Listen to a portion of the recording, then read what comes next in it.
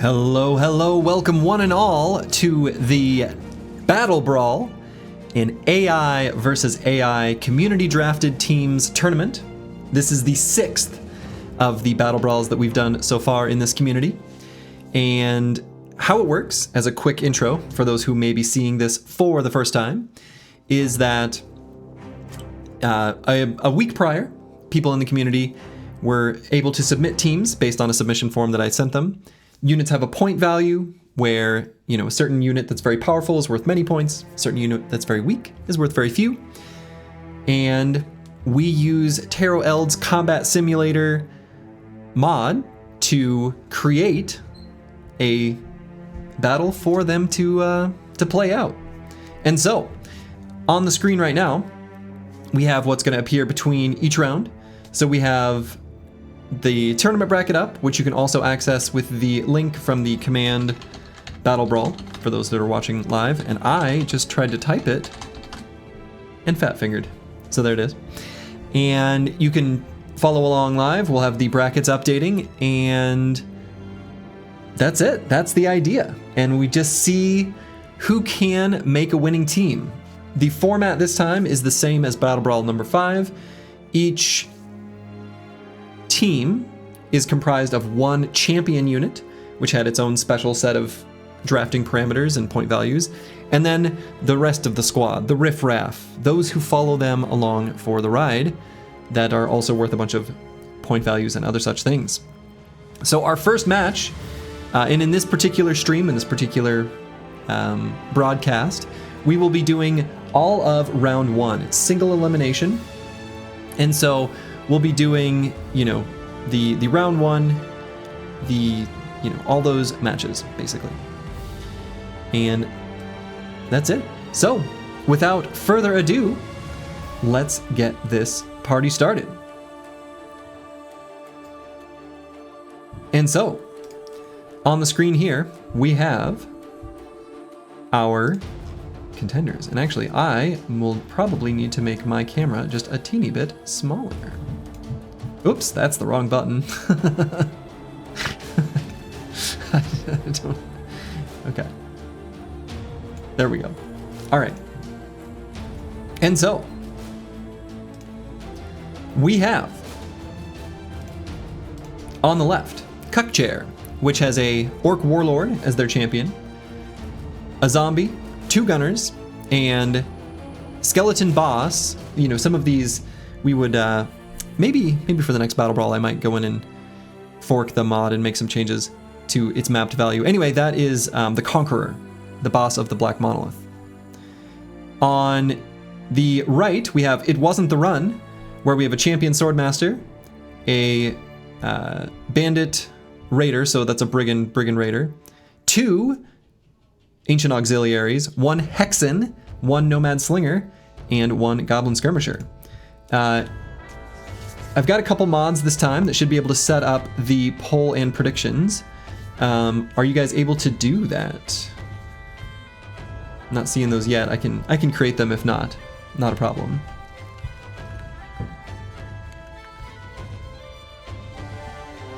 I'll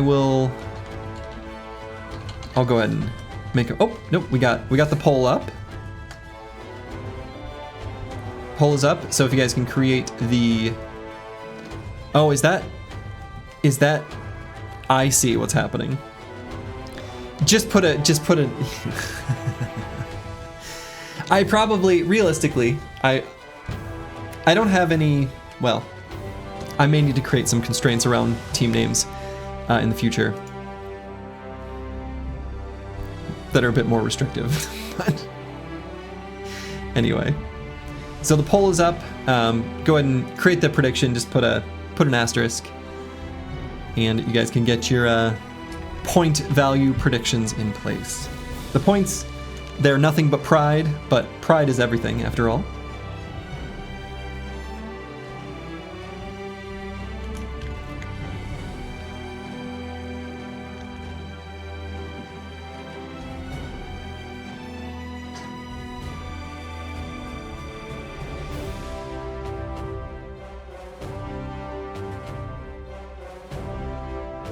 So lame not being able to participate in the Gambas.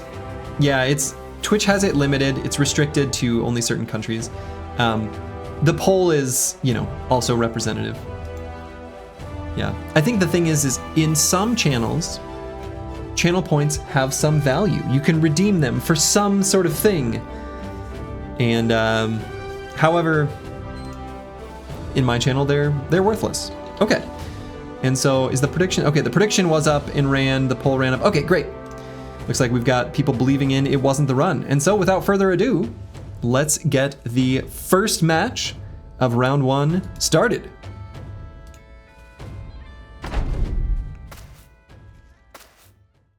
All right. So got the gunners starting out moving forward. So in this case, the Swordmaster has a noble sword, but came with a named body armor. Hexen charming a zombie. Interesting. Zombie got wrecked, as expected. The Conqueror has been charmed. Oh my goodness. The interesting thing about Hexen versus Undead is that Undead have 0 resolve. So they will always be converted by the Hexen. The Hexen has secret undead tempting power. The interesting thing too, though, is that since, you know, the Conqueror has Relentless, he'll get over it right away. Now, Skeletons have 0 resolve. Straight up 0. The Conqueror is something of a traitor right now, and things are looking real good for it wasn't the run.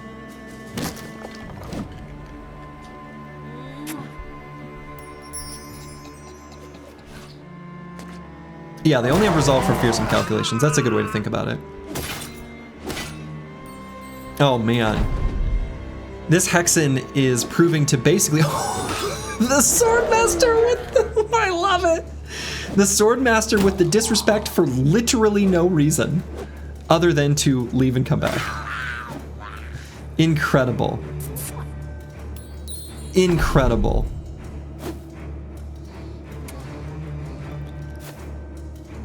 The Swordmaster disrespecting zone of control to do nothing.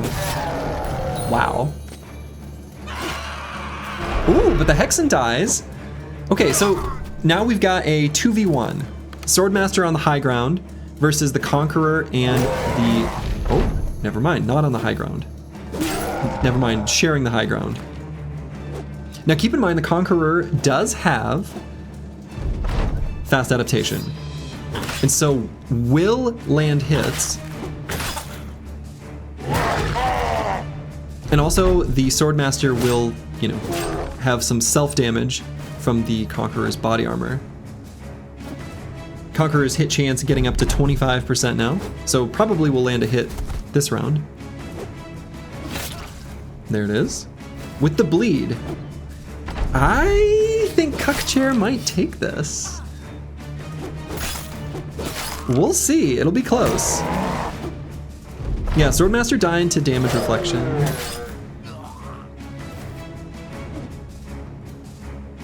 Conqueror's gonna have to rebuild their fast adaptation stacks. Swordmaster landing some very important headshots so as not to take... Oof, that riposte is so... This is really close. This is really close. Oh! Incredible. And so Cuck Chair takes it. That was so close. So close. So whoever created the prediction, don't forget to close that out. And we'll return to the brackets.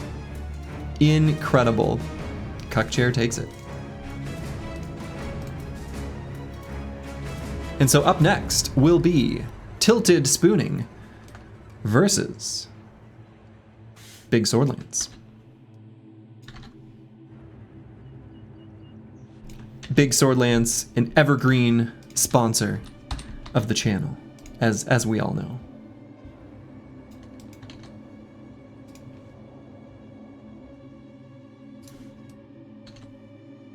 So that 5% hitting was what made all the difference.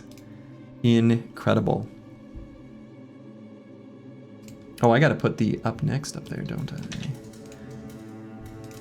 forgetting with my new responsibility sharing. Thanks again to Squigs and Not Delusional, who are helping with the polls and predictions. Much appreciated.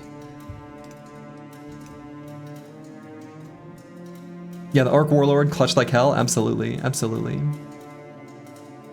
Yeah, that was so close that I think the Swordmaster Disrespect was literally the difference. I agree.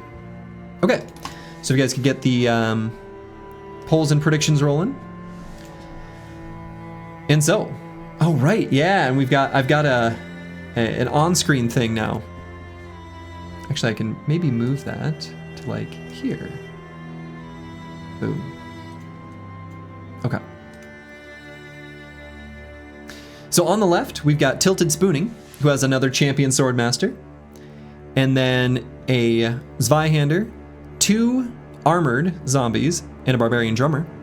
On the right, we've got Big Swordlance with a champion goblin skirmisher, a very cheap and low value champion, accompanied by 9 ancient legionaries and 6 conscripts with polearms, which of course can spawn with sword lances, hence the name Big Swordlance. These are 2 really fun teams.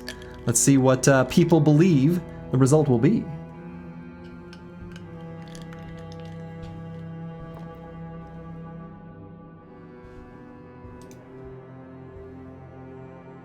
Looks like the poll is complete, and people believe in Tilted Spooning. People believing in that sword master. Pretty one-sided in the predictions, yeah. And then the one downside is I can't see the prediction. Oh, until they disappear up there. I suppose that works too. Okay, submissions closed. Let's get the second round rocking and rolling.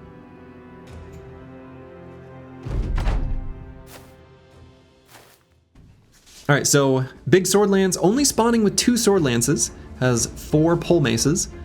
Our champions lining up against each other right away. Swordmaster's gonna crush.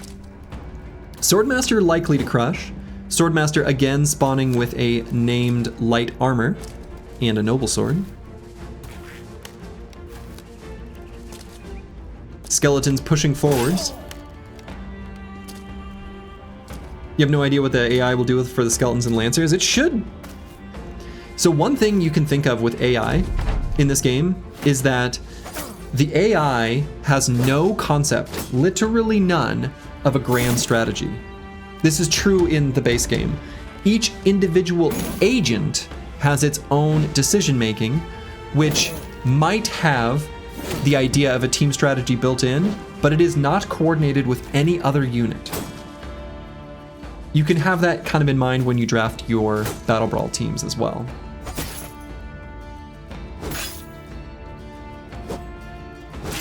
So far, the undead on the front lines exchanging blows.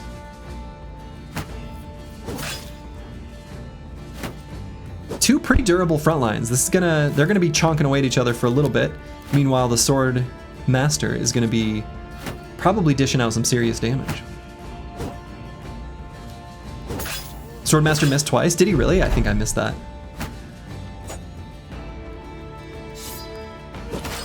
Ooh, Riposte. Now, Riposte is really strong. Also, what's crazy is that Goblin champions have such high melee defense, not even a Swordmaster has 95% chance to hit him. Pretty incredible.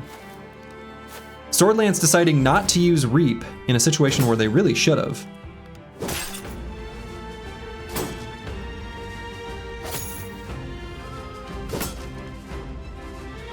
Ruffian says he believes his sword lances will take this. Probably true, we'll see. Skeletons and Southern armies have pretty similar game plans ultimately. Yeah, they absolutely do. Same with noble armies. This sort of organized forces all tend to have their game plans pretty set similarly. Zogrok the Skinner managing to hit the Swordmaster. The Swordmaster focused on the Goblin Champion, actually not able to hit him. Honestly, this Champion Goblin Skirmisher doing a really good job. Yeah, conscripts are strong against Riposte, as are the Ancient Legionaries. Same idea. You think Goblin Skirmisher champion is busted? Very few people drafted it. Very few people drafted it. It's intended to be cheap on purpose as a opportunity cost. Now the Swordmaster is wavering. What is his resolve state? Yeah, wavering. So it's kind of a big yikes.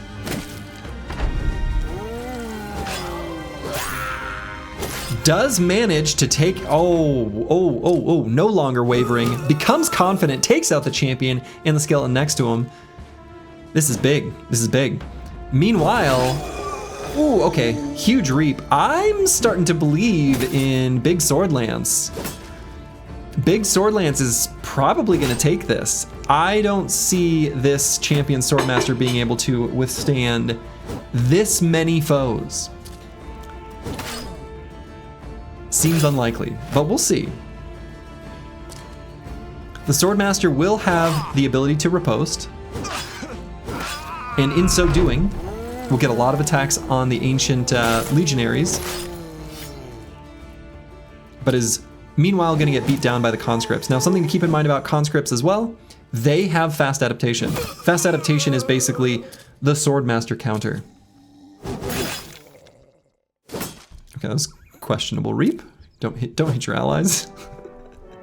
They also have backstabber. Ah, okay, sure, yeah. Backstabber and fast adaptation, they will be able to hit this Swordmaster.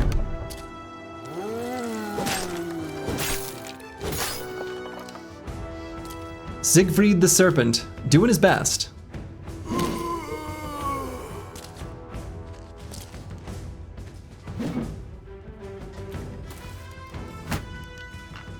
Hit chances are still 5% for the moment. Would the Swordmaster flee if most of his team is dead? Ah, important announcement about BattleBrawl number 6. It was announced pretty explicitly in the Discord several times, but I installed a mod by Darkso. Thank you again, Darkso. Very much appreciated. That disabled the fleeing when below 35% strength entirely. Units will not flee from the battlefield. Huge change from previous battle brawls. So far, Swordmaster doing it. Now, the Swordmaster really needs to use riposte. Really needs to use riposte.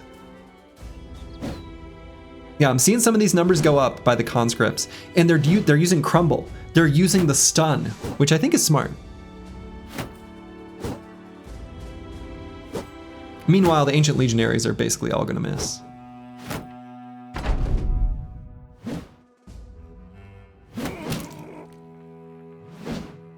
Yeah, their hit chances are going up from the fast adaptation stacks.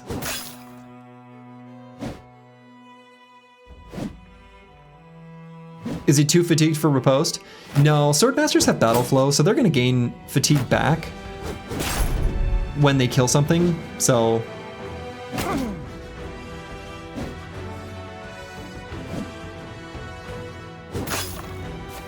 Okay, Swordmaster still doing work. Now he's getting really low. I think that ultimately, I think the conscripts will still take this. So I think Big Swordlance is gonna end up victorious, but we'll see.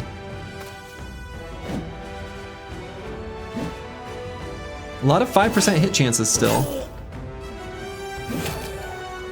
And there it is, boom! To Big Swordlance goes the victory. Well done, Big Swordlance.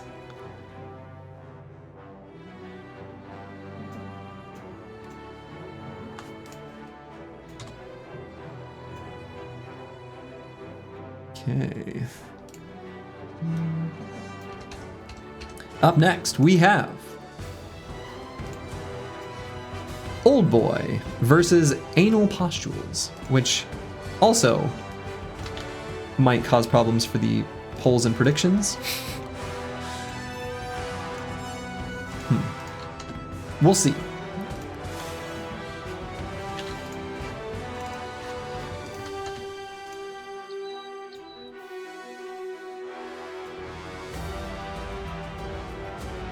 So I'll get the Brackets and teams set up here.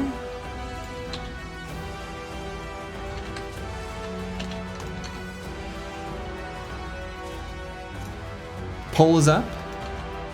That's all right. We're almost there. Okay. So on our left, we have Old Boy. Now, Old Boy has a champion necromancer with 8 ancient legionaries and 10 armored zombies. Straightforward, a classic undead army. You love to see it. You love to see it. And on the right, we have Anal Pustules. This is a champion executioner, accompanied by a goblin shaman, a big MVP of the last Battle Brawl, but was nerfed in its point value for this one. 3 Zweihanders and a ranged merc. Go ahead and get your predictions and such in now.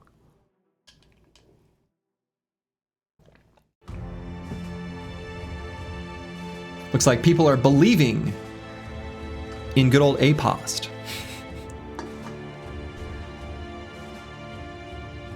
I'm not convinced either way. I could see this one going either way. I certainly could. You could have sworn you put in an Orc Warrior. I don't know which one is your team. Random dude lurking in chat, but I went with what I saw. It's possible I made a mistake. If so, I apologize. I don't. It's possible. Okay, let's get this one rocking and rolling.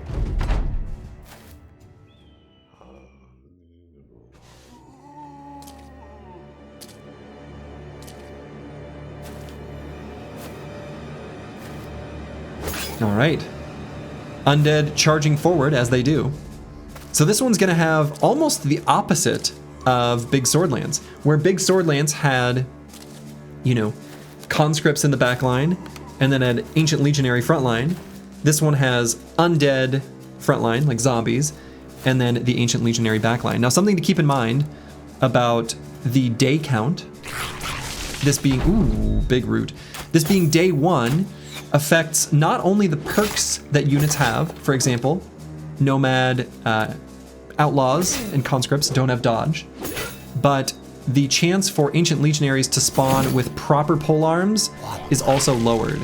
So ancient legionaries with polearms actually have a reduced chance to have the full pike. They're gonna have the broken pike more frequently the lower the day count. Yeah, the big cleaver is a very lucky roll here. The cleaver is a very, very, very effective weapon in these circumstances.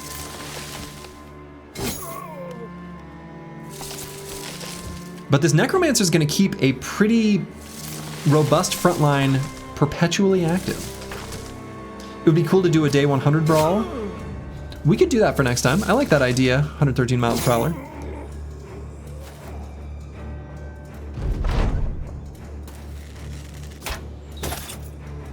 So this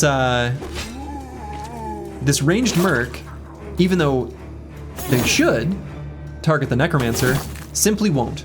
They're going to shoot into the clumps of units. Shaman being incredibly powerful against this composition. Think you bet on the wrong horse? Yeah, so they're going to get on top of this ranged merc. If the zombies get on top of the shaman, that will be huge.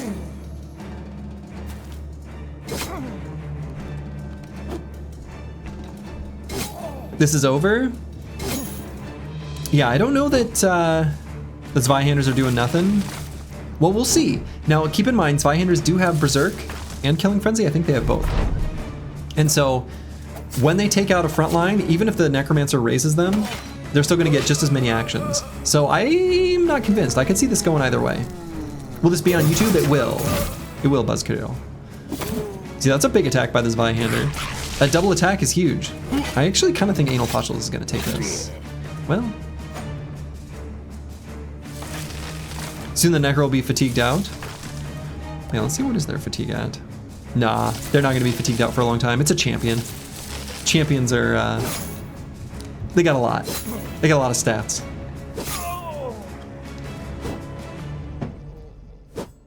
Shaman getting jumped in the next turn or two? Yeah. Polearms will kill the Zweihanders before they do enough. Probably true. And keep in mind that the Necromancer can raise these Zweihanders and have, well, some pretty potent zombies. Champs have 1.35x of the normal huge AI stamina pool. Yeah.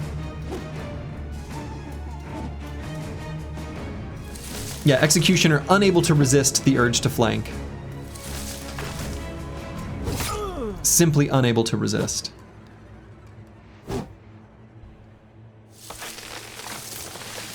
Hey, Mana. Yes, it is a very Euro-friendly stream.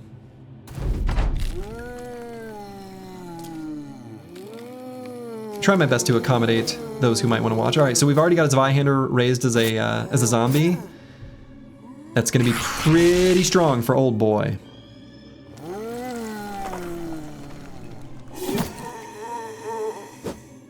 I think the staying power of the Necromancer raised army is definitely the main deciding factor here.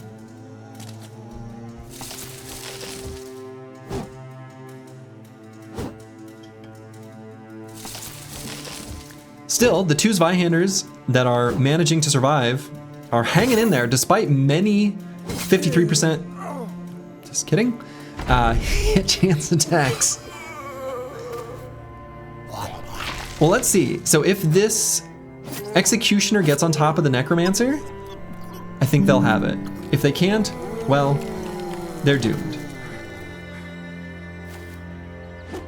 Oh, apparently my sourdough that I fed today is exploding out of the jar. Do you want me to move it to another jar? Yes, please. I used Baking Brother today. My little sourdough starter.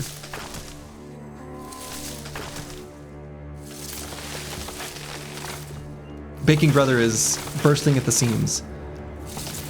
I've got him in a little mason jar, and apparently he got too excited.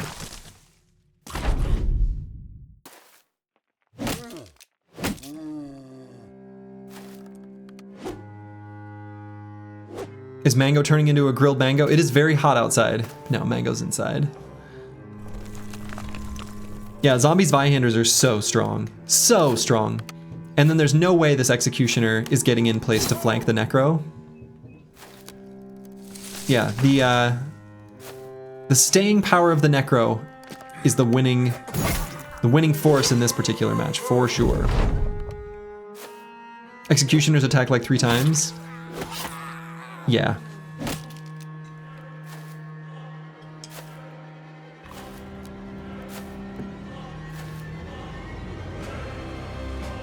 Nearly 80 in Wisconsin. Yeah, it's gonna be like 90 here in Minnesota. That's all. It's gonna be real hot today. Perfect day to stay inside and run a battle brawl.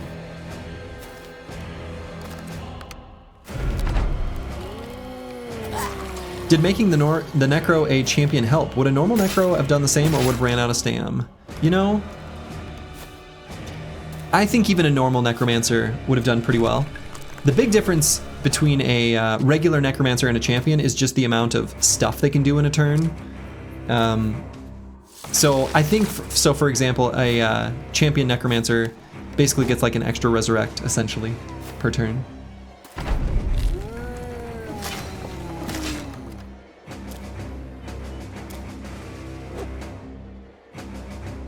Executioner showing you how that goes, trying to take on a Necromancer camp as a solo lone wolf. You know, I've always found the solo lone wolf playstyle so fascinating. It's very popular. Like, people want to do it. I have never once thought that I want to do a solo lone wolf run. It to me sounds... I'd just play a different game. I don't know. But that's just me. Executioner... He's gonna disrespect zone of control to go to a low ground hex? Up there? Questionable. It's fun to be Superman? Yeah, then play a different game. I don't know. I don't get it. Like the game, I don't know. To each their own.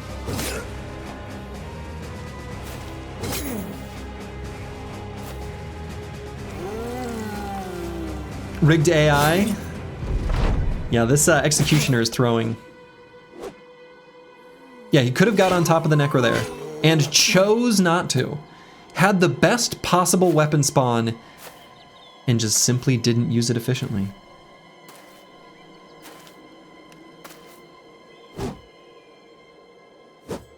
Southern Wisconsin 89, but feels like 99 already? Yeah. Yep. That sounds right. We need a disrespecting does something counter. I don't trust myself to keep track of it.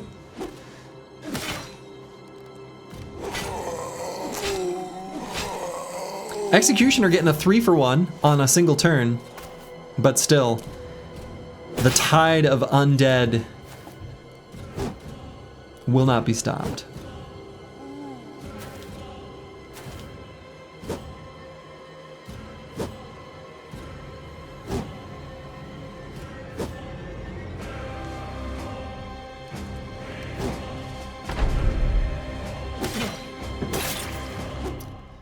Some bleed stacks now being on the Executioner. I like how this champion, by the way, his name is the Executioner, which is kind of great.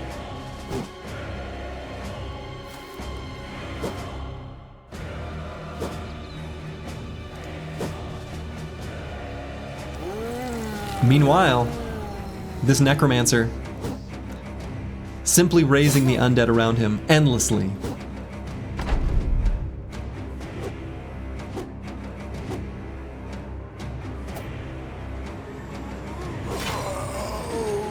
He's doing a good job. Like, you know, he's managing to stay alive for longer than I expected, that's for sure. Zweihander zombies, not quite able to finish the job. They're struggling. Nobody can hit them. It's Executioner number 28, inevitably doomed.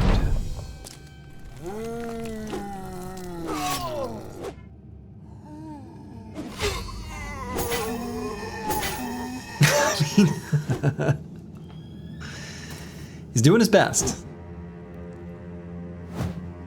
Ooh, I really thought that Zweihander would be the one to finish him. Apparently not the case. He's confident. I mean, he's dodging these 21 and 11% chance attacks like a boss.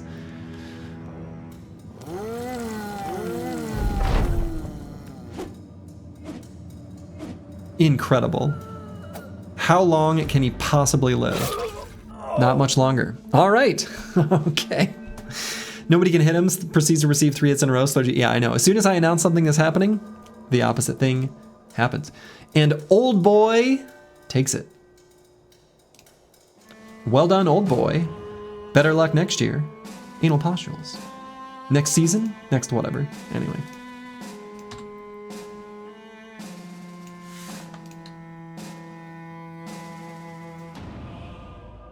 Okay, so we'll get the next teams up. We're gonna have Neckbeards versus Dragon's Keep.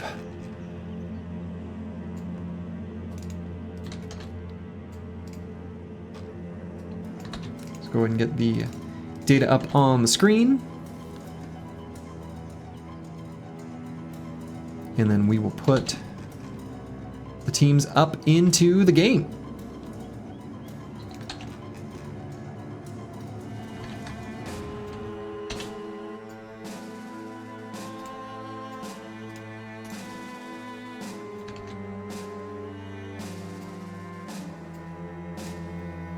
All right.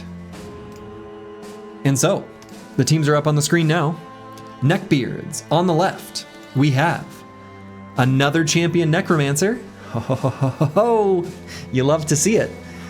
6 footmen, 1 armored zombie, 1 standard bearer, 4 billmen, 2 regular zombies, and an armed peasant. A bunch of Neckbeards. On the right, we have Dragon's Keep. A champion knight, a caravan donkey, an unhold, and a lindworm. So the Neckbeards are numerous but weak, whereas Dragon's Keep are low in number but very powerful and durable. Pretty interesting lineup. I'm gonna go to the bathroom super quick, and then we will get this match started. Be back in 1 second. Actually, I'll remove that from the screen. Hold on. Oh, okay. I'll be back 1 second.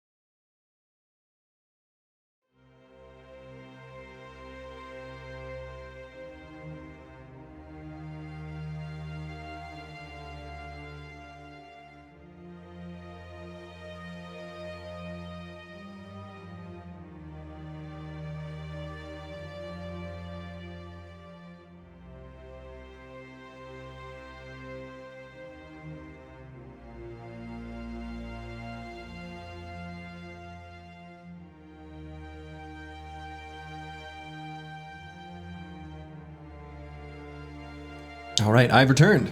Looks like predictions and polls are in. And yes, as people are noticing, the team on the right is the Shrek movie. Love it. Love the theming. Let's get this fight started. Can Shrek do this? So we've got a champion knight with a one-handed mace. That's a pretty good weapon for him, actually, against this team. Beautiful helmet, absolutely gorgeous helmet.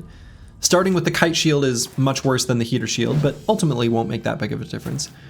I think the key for Dragon's Keep is that the Unhold tanks just enough damage to regenerate it. Otherwise, it's gonna be rough for him.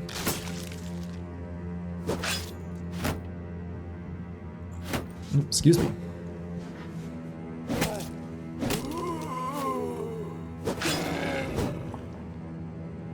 Yeah, I don't think the Unhold is going to last very long either.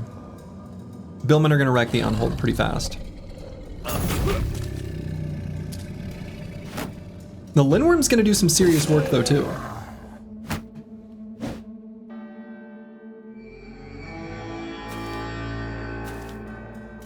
Needed the Frosthold.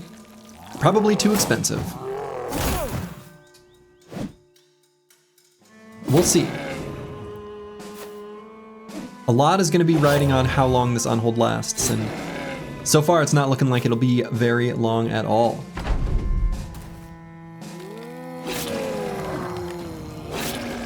Woo! Yeah, pretty big hits there.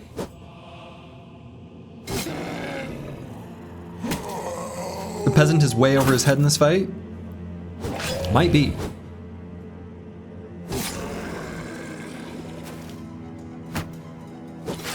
People are ignoring the value the donkey brings? Absolutely. In all honesty, the donkey does bring value when you're fighting against necrosavants. If you want to protect, for example, like a necromancer. I guess. Maybe that's pretty dubious, but it's something. Yeah, Knight getting close to the Lindworm is going to be helpful. This Knight, this Mace must be a really high roll. That looks like more damage than I would have expected. I mean, I know he's got Killing Frenzy up, but still. That Knight is doing some serious damage.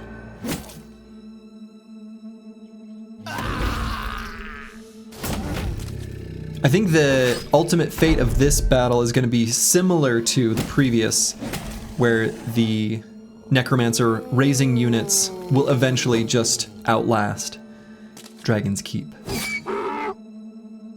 But we'll see.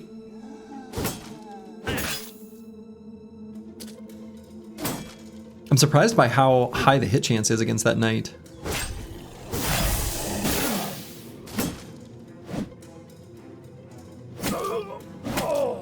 Whew. Sir Eisenherz with some big hits, but we'll see.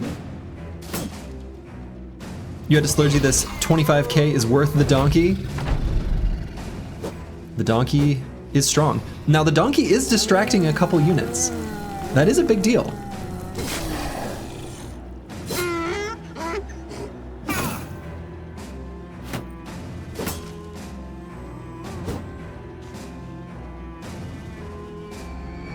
The peasant risen up as a zombie.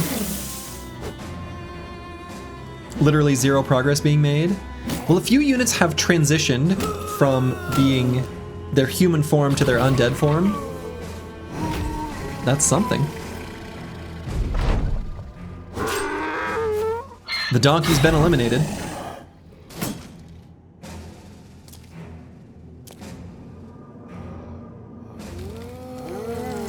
Yeah, so many units being raised up by the Necromancer. It's going to take a team with a Necro Savant or something like that to take on these Necromancer teams. There are Necro Savants in the draft pool. People have picked them. I think they're probably largely on the other side of the bracket though. So.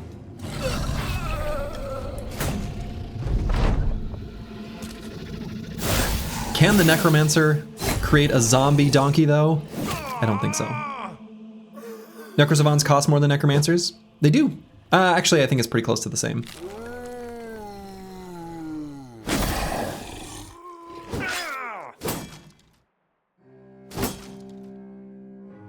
That Knight is not long for this world, I fear. Wouldn't be a very good counter if they cost more. I don't know, that's a pretty good counter. Because they defeat them and then they're like, they exist on the battlefield afterwards.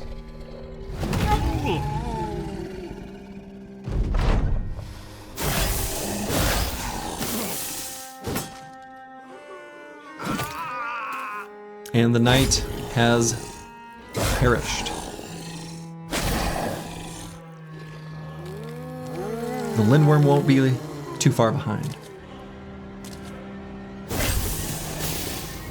Lindworm tail has not been in good position for this fight. That's true. That's very true.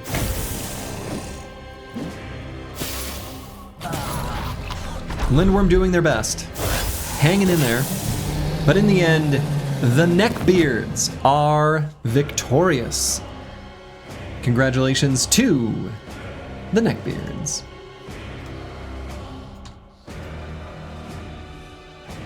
So up next, we will have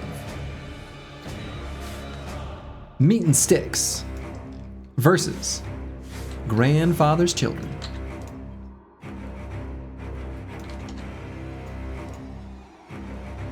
Go ahead and get those loaded up here.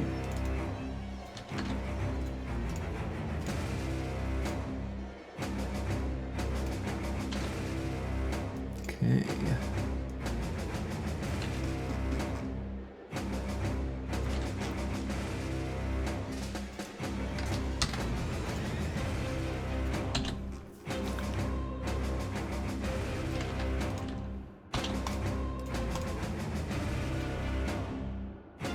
Grandfather's Children is your team? Nice. Nice, Squigs. Yeah, people are free to, you know, if a team is yours, feel free to let the world know. I don't, you know, I'll let people keep it a secret if they want to, but anyway. All right, Meat and Sticks.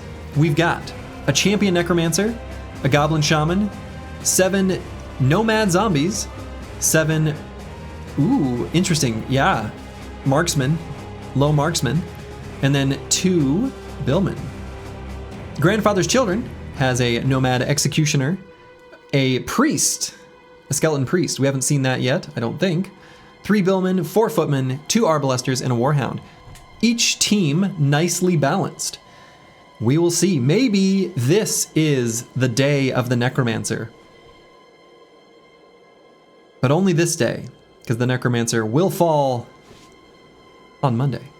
Anyway, I'll give you more information on that tomorrow.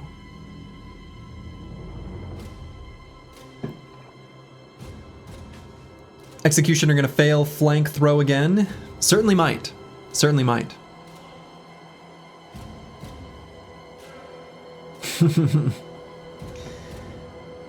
Looks like more people. Oh, okay.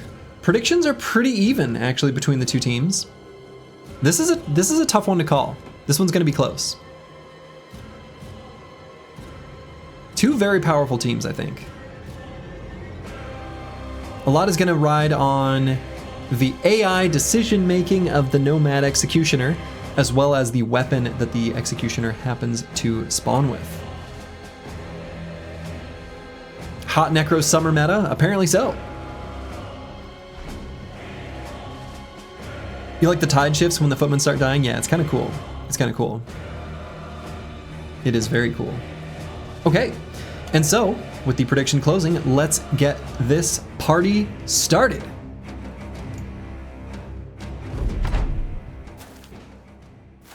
The dog charging forward. Pretty good route by that shaman. The shaman still proving to be a pretty excellent unit.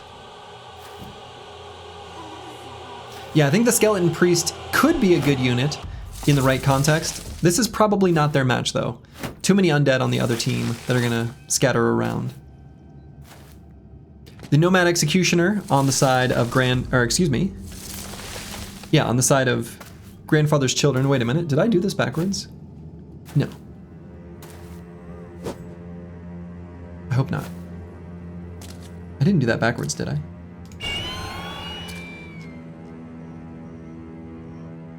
No, I didn't. Okay. Ooh, I was worried. The priest is grandpa. Okay. I was worried that the priest was the necromancer was grandpa, and then I had a moment of panic. Okay. Anyway. I didn't memorize the teams before the tournament. So the slinger's going for a big flank? Question mark? I don't know what these slingers are doing at the bottom of the map.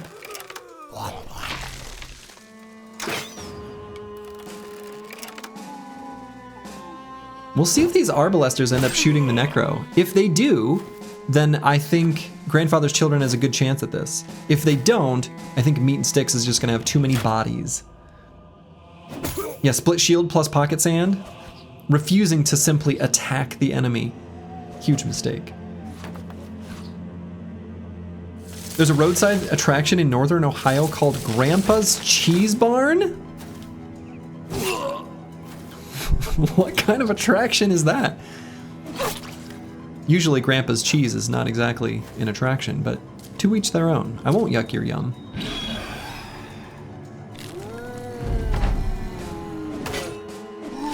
There we go.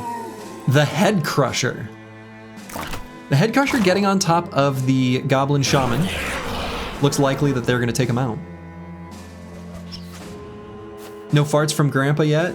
No, Grandpa's been going for the Horrify attack. Footmen still managing to land their attacks despite being insect swarmified. Nice rotation there, pulling the shaman out of danger. Riposte by the footman. This is actually pretty close. We'll see. We'll see. If the Necromancer falls within the next couple rounds, I actually could see this going to Grandfather's Children. If the Necromancer stays alive for too much longer, then I think Meat and Sticks is gonna have this.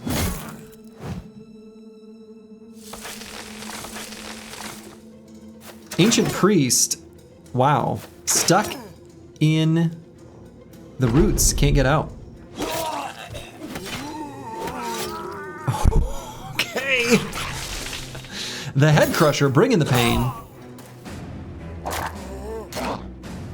Warhound actually doing a surprisingly good job here. Yeah, executed.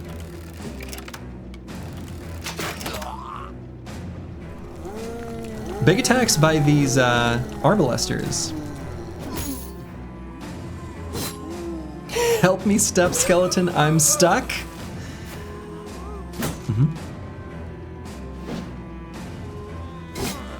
I think this is the longest a dog has stayed alive in any match, in any Battle Brawl.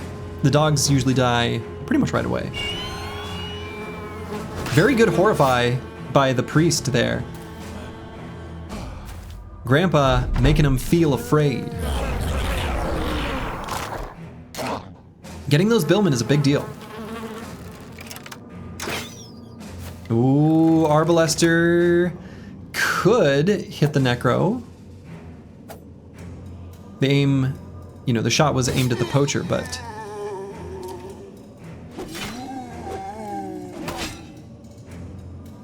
the Head Crusher says, I don't care that I'm in these roots. I just want to swing my big curved sword. Things are getting very chaotic here. This is a extremely chaotic battlefield. Things are very spread apart now. A mental shortcut to keep track of which team is which is just simply the direction that they're facing. Units facing from the left to the right are meat and sticks. Facing, you know, to the left from the right are grandfather's children.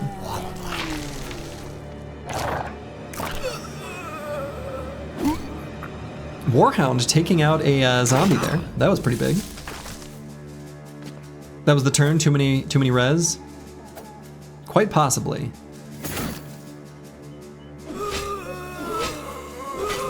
Meanwhile, the Head Crusher back there, doing what they do best, crushing heads.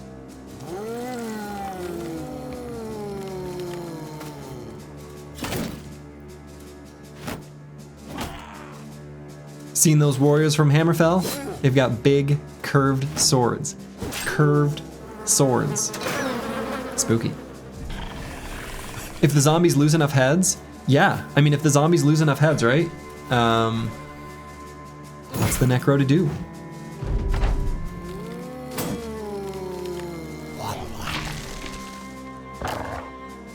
The Shaman managing to stay alive is a pretty big deal. And, oh, the dog dies in the miasma. That's so sad. That's so sad.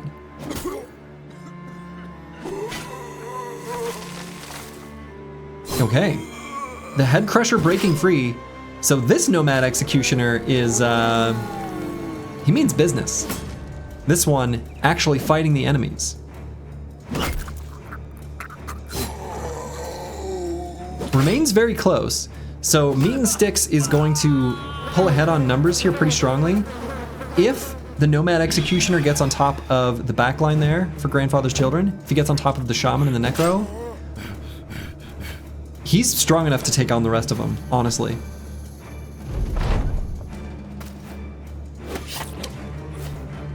And he does it. He does it. Beheads him. Takes that Necromancer's head clean off. The Shaman is fleeing. Oh, shit. Oh, shit. The tides are turning. Grandfather's Children managing to do this. And Grandpa himself still alive in the back, somehow.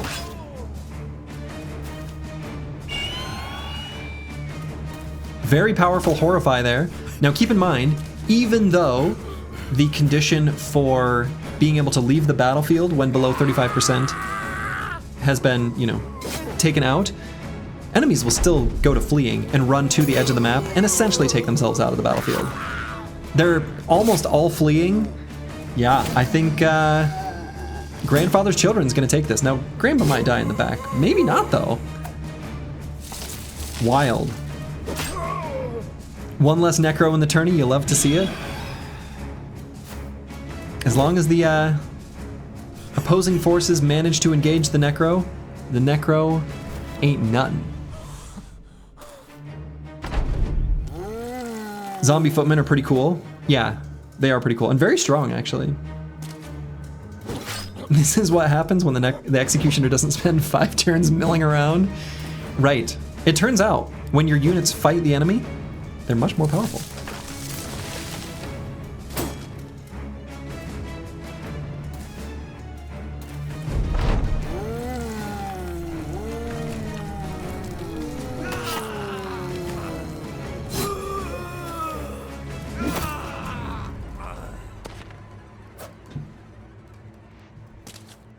The priest can free himself eventually. I mean, he has melee skill, even if it's low.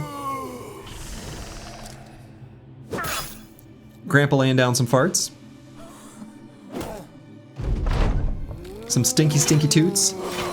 That old man prune juice kind of fart. Foot gangers, foot gangers. The Foot Clan. We Ninja Turtles now. Seabreeze, thank you for the sub. I appreciate that.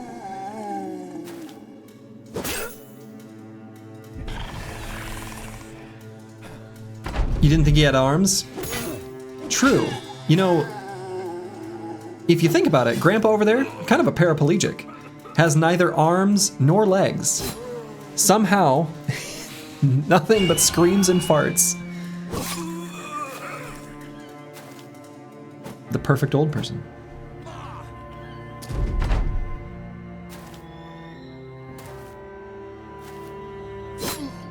You guys didn't believe in Grandpa, you should be ashamed? Well, those who did place their predictions with Grandpa's children, obviously gonna be pretty happy now. You legit think Grandpa has not moved? Yeah, how can he? He doesn't have arms or legs. Where's he gonna go? I actually think that's true though. I don't think he's moved. We'll see, maybe this turn, maybe he'll move a little. No. Uninterested in moving. Isn't there a little left arm on the Grandpa model? That's a quadriplegic? Oh, I suppose. Yes, Broad Metal Luck 2 is right. That's a quadriplegic. Paraplegic is just missing your legs? I don't actually know what those words... Yeah, I suppose quadriplegic is arms and legs. Quadra, 4. Not something I've had to think about. Para is you can't move your legs? Okay, okay. I guess, I think I did know that, I just didn't think about the words I was using exactly. Yeah, paralyzed, paraplegic, makes sense. Okay, Grandfather's Children. Disbelievers in Shambles. Well done. Better luck next season, meat and sticks. That's right, Gemma. Grandfather's Children really carried it that time. Okay. And so, up next, we've got Unlikely Friends and Hedge Nachos. That's fun.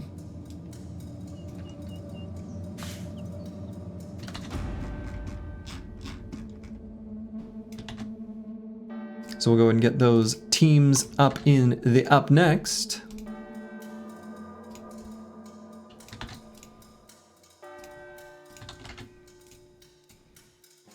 And then I'll load them up into the game.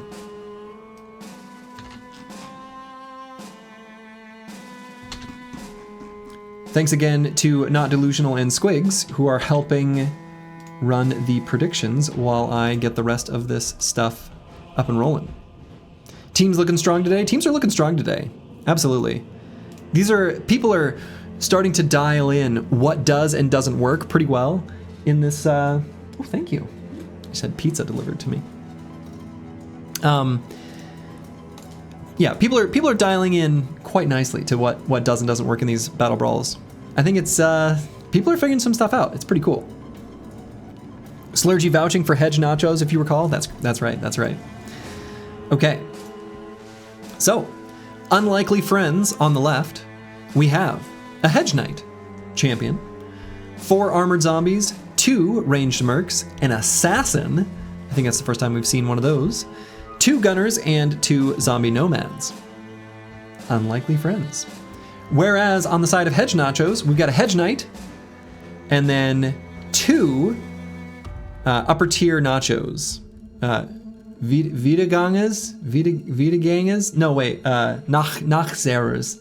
I'm gonna insult all the Germans. Nachos. It's probably nowhere near pronounced correctly. I don't care. But 2 Nachos. 5 Geists, 6 Direwolves, and a Militia. No, it's almost right. Get out of here. Impossible.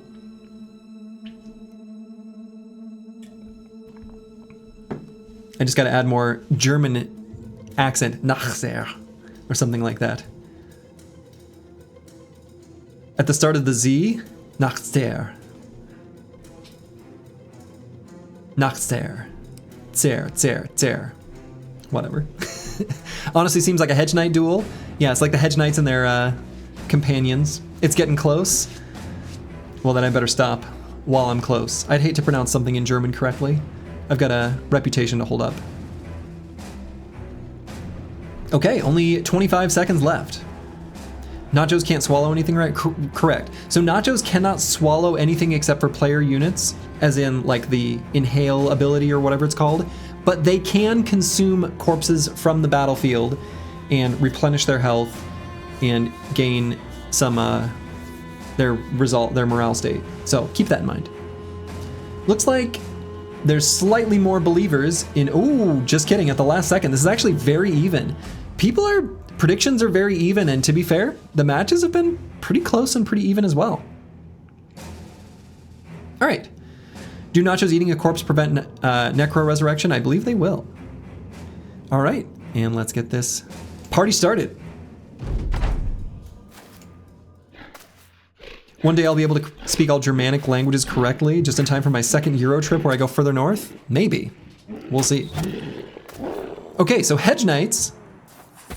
We've got the same body armors. However, the one on the left has a named shield. The one on the right also has a named shield. Okay, two famed shields.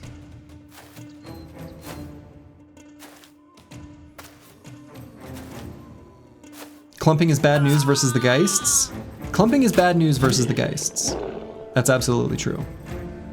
Nachos hanging back for a round, much like they do with zombie companions. Yeah, the difference between them is that they both have named shields. One of the named shields is a useful base. The other is less useful. That's the real difference.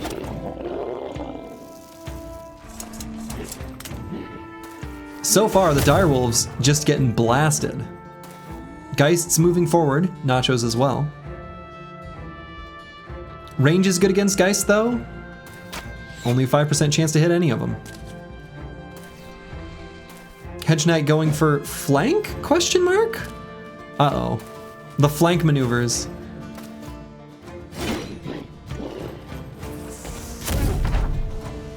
The Kite's versus the heavy range team, the melee shield is versus the heavy melee team. Well, that's true. That's true. Though I would argue that Unlikely Friends has a mix of both.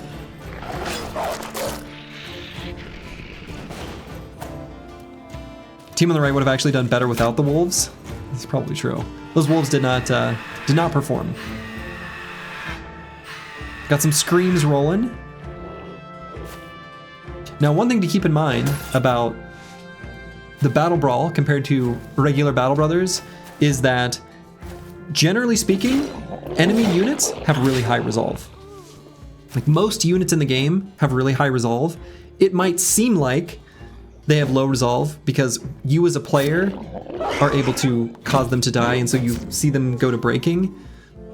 But they're actually quite high resolve in general. And so Geist Screams are not quite as effective against the AI and against, non-player controlled units as they might be against the player. Fire pot on the Geist, yeah, but it doesn't do anything. I think Geists they'll simply stand in the fire and not care. Yeah, exactly. Buzzcurl stated it nicely. The problem with Geist is that a lot of enemies actually have relatively high resolve. Very true.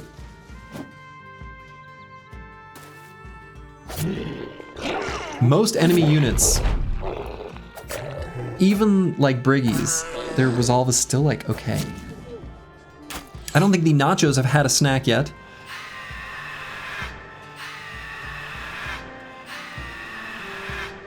Yeah, also the undead literally, you're right. The undead will literally never go to fleeing. The mercs wasting their attack. Oh, shit! Big riposte from the champion Hedge Knight on the side of Hedge Nachos. Meanwhile, you know, if that Hedge Knight on the side of Unlikely Friends gets tied up on the Nacho, and the Nacho just, you know, has another snack, he'll be just fine. BattleBrawl would be piss easy if the AI play by the same rules as you do. Right, which is why they made it not that way. They have the same abilities. In my opinion, Overhyped did it perfectly. You as a player understand almost all the things that the enemy units do, at least the human units. And so you can understand it. They just made them basically cheat in stats because, well, you as a player are, hopefully, smarter and can make a grand game plan, whereas the way the AI works is that it doesn't, and it can't.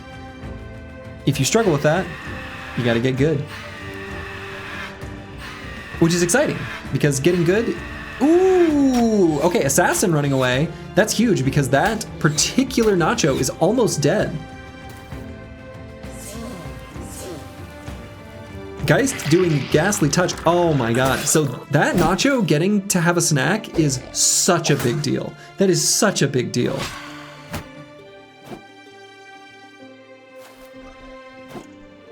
The one AI cheat that's BS is their fatigue regen. No, it'd be too easy to stam out units and trivialize them. I think that's secretly, that's a feature, not a bug.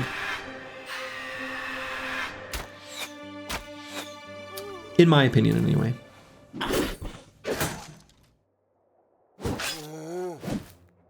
Ooh, disrespecting zone of control. I like that choice, though. The Hedge Knight with the sword, getting on top of that high ground, making it so the assassin can't run away. Gunner out of ammo? I don't think the guns run out of ammo.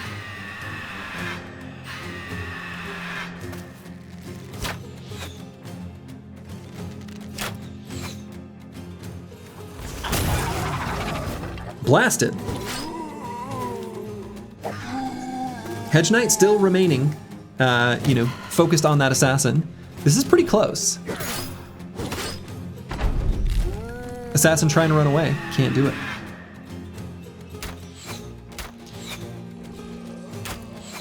Not a single ranged troop can run out of ammo, Slurgy. That's not true. Units with throwing weapons can and do run out of ammo. It is only bows and crossbows. Bows and crossbows don't run out of ammo. And yeah, that's why I said I think the gun can't as well. Range attack killed a Geist? Yes! Got a 5%er in there. So the zombies are on top of the Geist. Actually, it's looking pretty good for Unlikely Friends. Well, maybe not. We'll see. We've got a Hedge Knight duel. Meanwhile, this Nacho does have a corpse that he can snack on.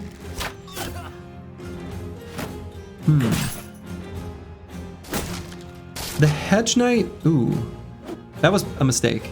That shield destruction was definitely a bad idea. Definitely a bad idea. The Knight with the Noble Sword now able to hit. Or actually, I think that's a named sword. Well, he'll try.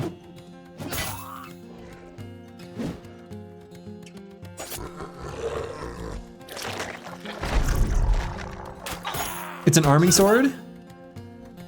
No, he's got to have a named piece of gear, right? And it's not his body armor or helmet. Oh, that's right, it was his shield. I'm an idiot. I forgot. The shield's gone. Yeah, you're right. It's just an arming sword. It's just an arming sword. It's just an arming sword. It's just an arming sword. You guys are right. You're right, you're right. All right, so we got just one Nacho remaining.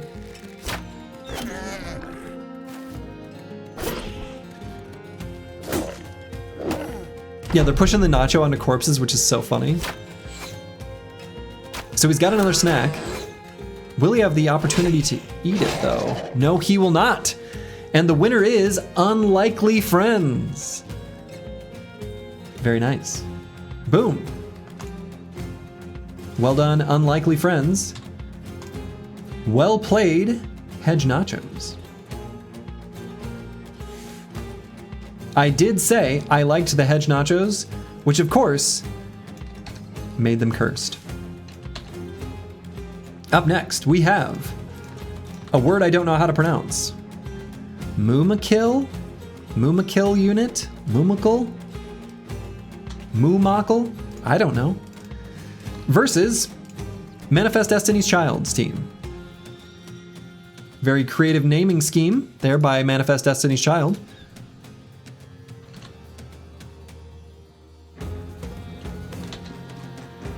Did a very good job of filling out the name portion of their submitted form.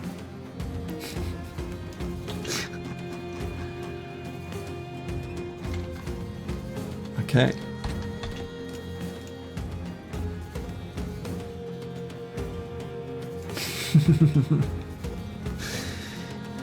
And filling out forms is hard. Filling out forms is hard. Okay. So on the left, we have the Mūmakil unit, a champion executioner, a frosty unhold, that'll be our first time seeing one of those, 3 zombies, and 2 goblin overseers. On the right, we have a brigand leader. It's our first time seeing one of those. You'll love to see it. You'll love to see it. 1 Shrat, 4 Orc Young. Let's get some good charging in. Wonderful. 2 Orc Berserkers and a Geist. Wonderful. All right, I'm going to use the bathroom one more time because I've been drinking a beverage from the land of sky blue waters. I'll be back in 1 second while you guys get your predictions in.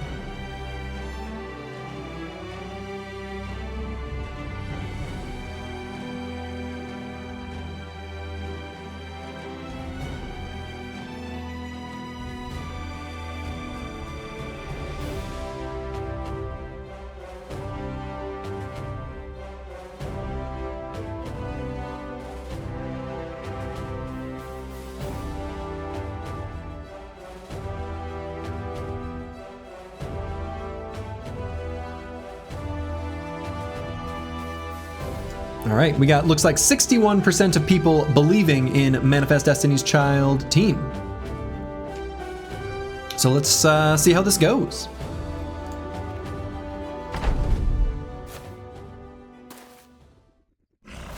Ooh, what is Bloody Luger? Something. He's got a fancy helmet, but he got hit in his weak body armor. Orcs trying to charge against a unit that cannot be stunned. Someone doesn't know what shrats are? Trees. Shrats are trees. We got some whipping going on. Let's see how that strategy plays out Nice. And of course, our executioner friend has a big ol' hammer and some named body armor.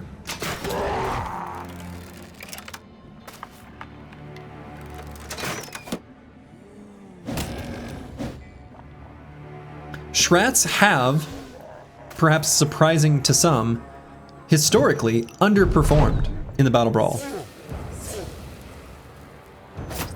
That Orc Berserker tried his best to do a big ol' round swing and failed.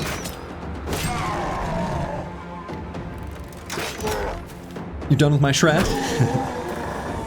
Hammer's a bad roll. Yeah, Hammer's kind of a bad roll, as far as weapons are concerned.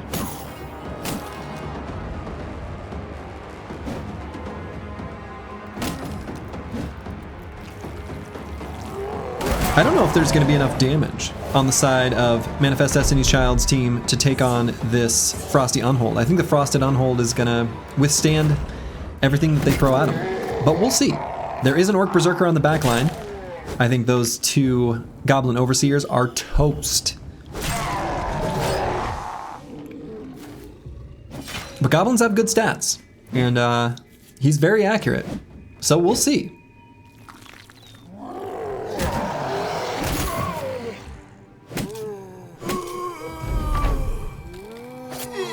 You think the Overseers have it? Well, we'll see. Oh, shit. Big attack there by the Champion Executioner. Yeah, Rufin was right. The Overseers certainly did, in the end, have it.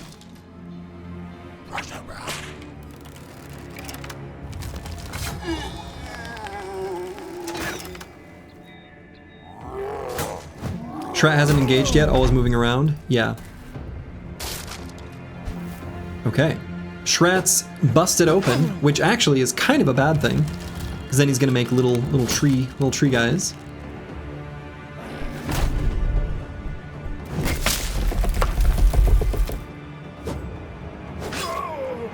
Bloody Luger managing to live for a little while,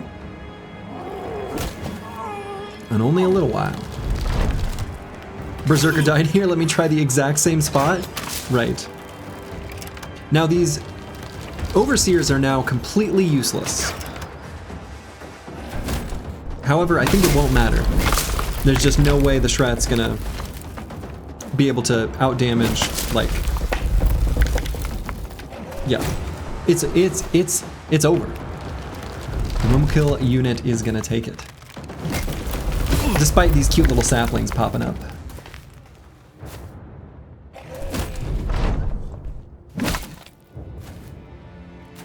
Is Slurgy data mining Brawl statistics in his free time, or the points change based on feelings? They're just vibes based, just feelings. So I basically take what worked or what was especially effective in the previous Battle Brawl, use my brain a little bit based on any rule changes or things like that, and then just adjust the values based on vibes, based on feeling. So, nicely done, Mūmakil unit. Using brain that's against the rules? True.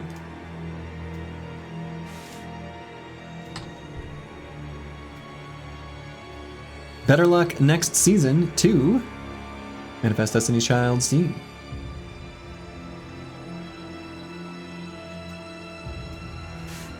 So...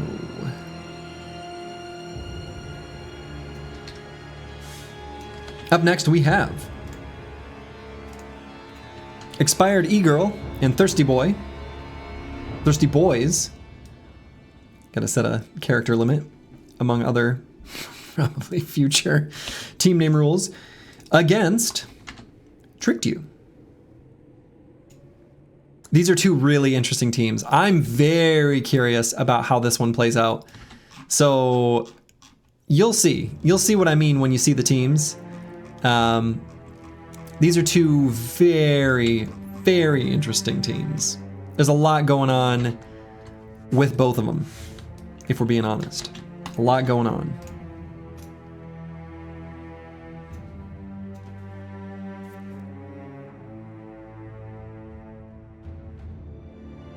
Okay.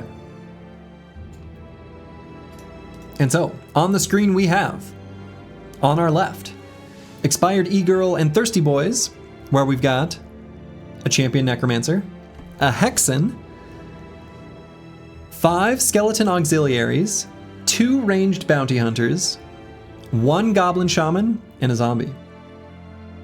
On the side of Tricked You, we have a champion desert stalker, 15 nomad slingers, 6 ranged mercs, and 1 zombie. All ranged units except for the 1 zombie.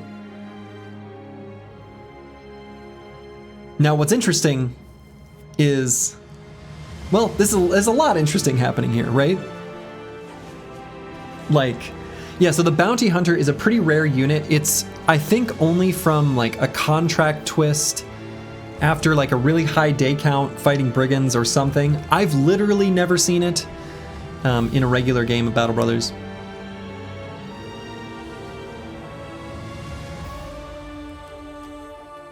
Too soon, person who made Tricked You? I don't actually know the reference. Will the slingers land more than 10 hits the entire fight? You're right. I mean, slingers have incredibly low accuracy, but that many of them, I mean, they're gonna apply some dazed, you know, I don't know. That's a lot of slingers. I actually think, well, Tricked You could have it. Hexen gonna mess this up. 1 well-placed flip and 3 slingers can't shoot. That's true. That's true. Contract twist on clear Briggy camp with a surprise leader for double pay. They want the head, and on deliver package contract, they want the package. Okay. That's where the bounty hunters appear. Thanks you, Bloexor. Wasn't it a desert stalker that ended run 28? It was.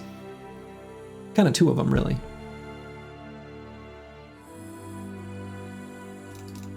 Okay, and people are pretty split.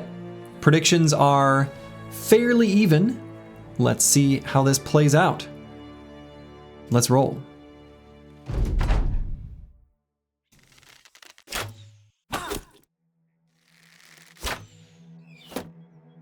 So we're gonna have a lot of ranged attacks here.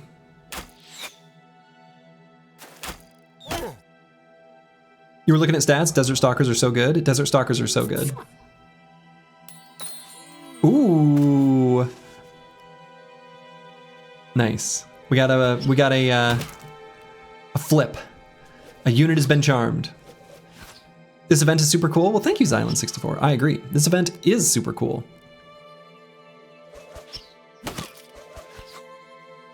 Yeah, these nomad slingers, I think there's enough of them that eventually some of these stones will hit.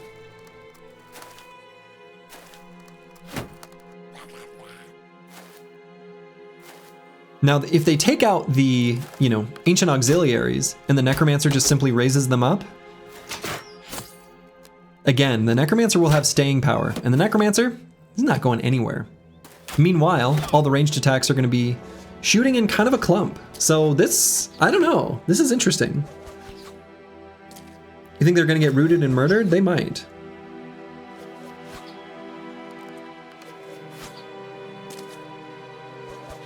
Bloexor saying slingers are accurate.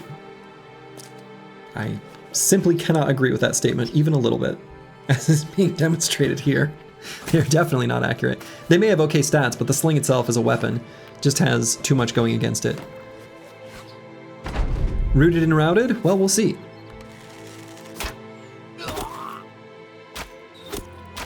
Still, nobody falling quite yet. Until now. Okay, that is a questionable move by that shaman. That was absolutely idiotic for the shaman to run forward instead of simply using his abilities.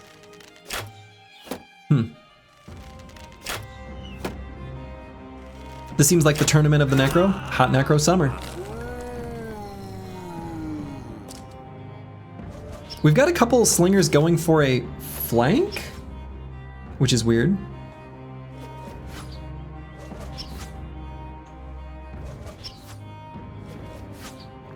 The classic slinger flank maneuver. Shaman's range advantage, intrusive thoughts 1.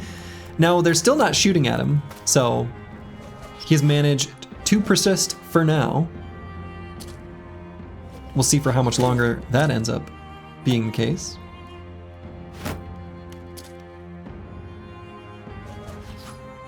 Slinger flank all the rage on Reddit, you just don't get it?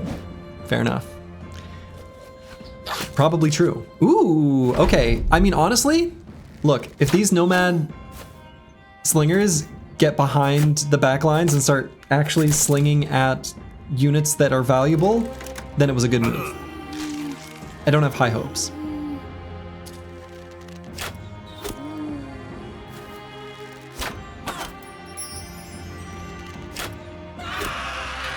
Sniped. Hexen gone. I don't know. I have a feeling that the persistence of Tricked You, they've just got too much. They've just got too much. You also have to keep in mind that the Necromancer doesn't have any units that it can raise up with decent weapons. Zombies cannot have ranged weapons. And so if a Necromancer raises, for example, a Slinger from their, into a zombie, they're just going to be using the bite attack, which is not very good. There's no other quality quite like quantity. Indeed. Too much liability for fearsome cascades? I mean, that's true. That is a good point.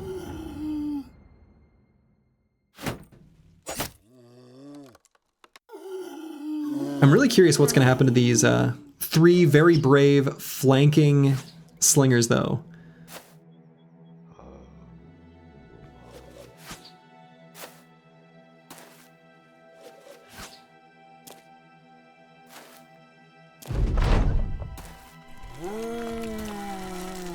Yeah, flank into ignoring the Necro. Ooh, okay. Atik the Eagle, Desert Stalker, sniping the other high priority target. Not a single root. Shaman refusing to use their abilities. Questionable. Bullseye easy, bullseye easy.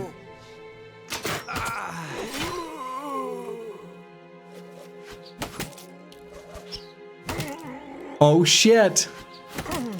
Oh shit. Oh, they're all hitting. Incredible. Wild. I mean, I think that Necromancer's cooked, right? The only unit in ranged of these slingers is the Necro, so they're gonna attack him again next turn. I think Tricked You, I think they've got it. Incredible. Incredible. The slingers with the 5-head flank. God, these battle brawls are great. Just the, like, unpredictable results. I love it. I love it. This is incredible. The prediction payout will be insane. Yeah, this is nuts.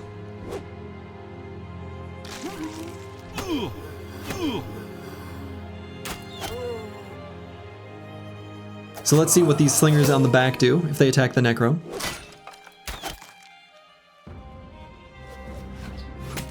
And they do. Boom. Sniped him. And at that, it looks to me like the ExpiredEGirl and the Thirsty Boys are truly expired. We'll let them fight to their last. I don't even see, I see the 3 skeletons. Where's the, I don't even know where the 4th, oh, okay, it's a zombie. Trixie team stronger than people give them credit for? Yeah, for sure. Sniping the Necro actually OP? Yeah, I mean, the Necro's gotta die.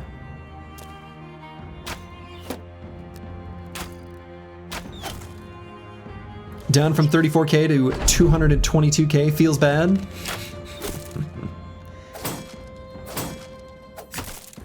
The early mid rounds are fun, some are so close and being decided on individual roles or unexpected AI behavior. Yeah, absolutely. Definitely.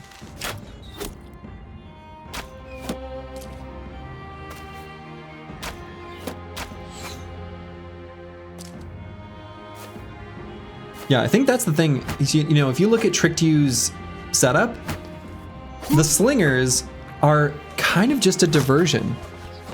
The Desert Stalker pours out some pretty incredible damage.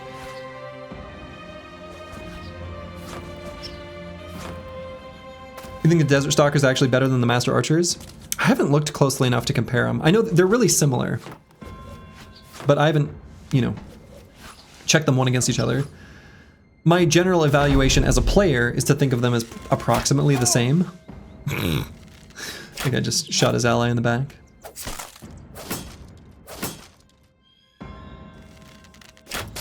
Second team has 21 units. That's cheating. They must be disqualified. There is a max unit count, but I don't think they bypassed it. All right. Tricked You manages to win.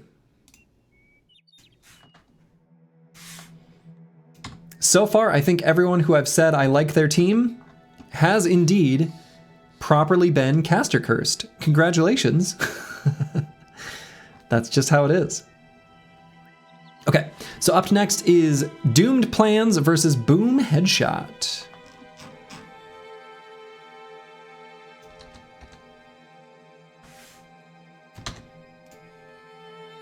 So go ahead and get the data inputted.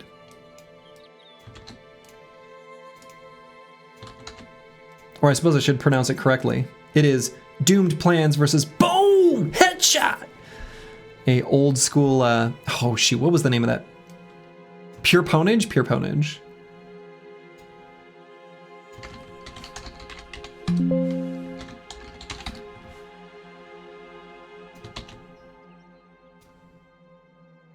Which, was that just an internet series? Was that like a proper TV show? I actually don't remember for sure. I just remember that I watched it way back in the day. Yeah, internet stuff. Internet stuff. That's right, try and hit me. I can dance all day. Okay, people recognize. You run faster with a knife, everyone knows that. Okay, yep, these are some references that I do remember. Okay. Teams are up on screen. On our left, Doomed Plans. We have a champion Orc Warlord. Up with a Lindworm, 2 Arbalesters, 2 Warhounds, and a Goblin Wolf Rider. A nice balanced set of units. I like it, I like it. I think this is, we haven't seen too many Warlords yet. Orcs have been a perennial favorite, but, you know, not as many this time. They have been nerfed a little bit. And then on the side of Boom Headshot, we've got a champion Goblin Skirmisher, 2 Goblin Shamans, 4 Ranged Mercs, 2 Polearm Ancient Legionaries, 2 regular Ancient Legionaries, and an Arbalester. Somewhat similar looking teams. The big difference, of course, is Boom Headshot having a couple Shamans, and then Doomed Plans having that big old scary Lindworm. You like the Goblin Skirmisher? Goblin Skirmisher is very strong.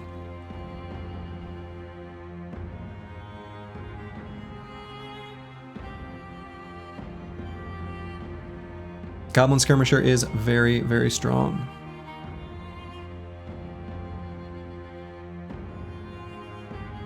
Looks like people are kind of believing in Doomed Plans, at least a few more than the others.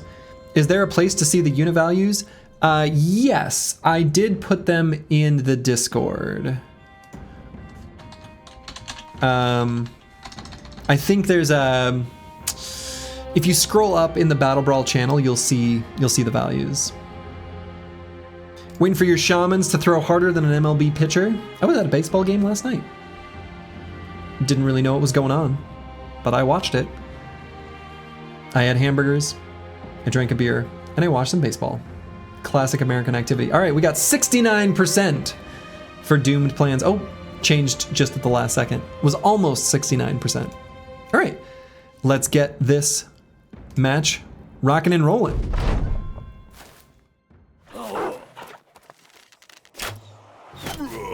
I didn't even see the weapon on the Goblin Skirmisher. He swapped to the Bolas before I noticed. Apparently you need more than 3 beers to understand it. Apparently so. I stayed below that number, so I never got to know. Shamans are pretty bad against the Lindworm, but you think he'll do a lot against the Warlord. The range will do a lot against the Lindworms, though, you think. I think that's accurate, the Fat Wombat. I don't know if there's going to be enough to tie up the Lindworm, though. We'll see.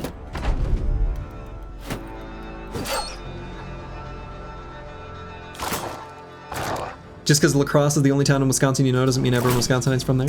No, I know. I lived in Madison for a while. I know Wisconsin well enough.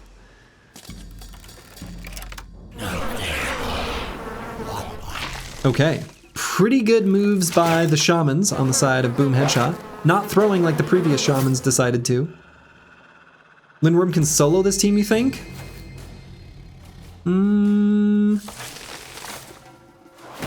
Definitely can't solo it, but is gonna do well against it, that's for sure.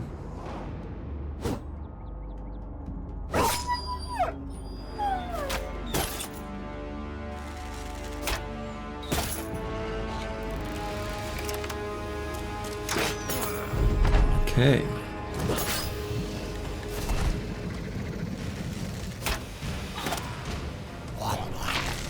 Shaman's doing good stuff. These roots are very effective.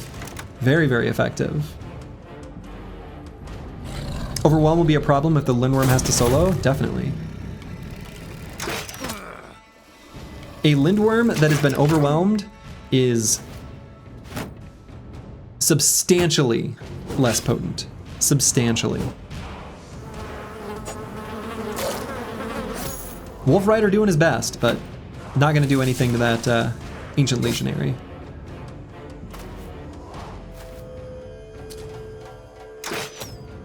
All of the ranged units on the side of Boom Headshot repositioning. I love, dude, this, okay, seriously? Sharrock's the hooked blade, brilliant. He goes down, he attacks once, he footworks back. He's done that 2 turns in a row now. Meanwhile, the Shamans just reroute. It is like the serious, like, rude, just try and hit me kind of play. Yeah, what a little shit, exactly. Definitely big what a little shit energy, and I love it. I love it. The Skirmisher is styling. Pressing the, he goes right on top of the enemy unit and presses the crouch button, presses the crouch button, presses the crouch button. If you know, you know.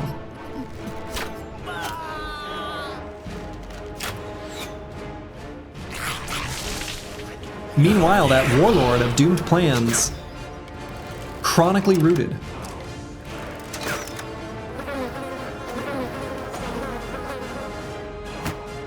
Yeah, this Warlord has not been able to do anything. Incredible. Meanwhile, the Lindworm completely unable to hit the Goblin Skirmisher. The Warlord, instead of choosing to engage a unit, breaks free from the roots and then just runs down. I didn't nerf the Shaman point cost enough.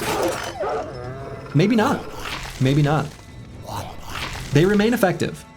My goal, my dream for the point values of the BattleBrawl units is that there are no clearly strong units. There are just units that are very good against certain other lineups or configurations. That's the long-term dream. I think we're getting close, actually. You like picking the Shamans, but wanted to try out the Priest this time? Yeah, the Priest actually did pretty well. Didn't need to move, not once.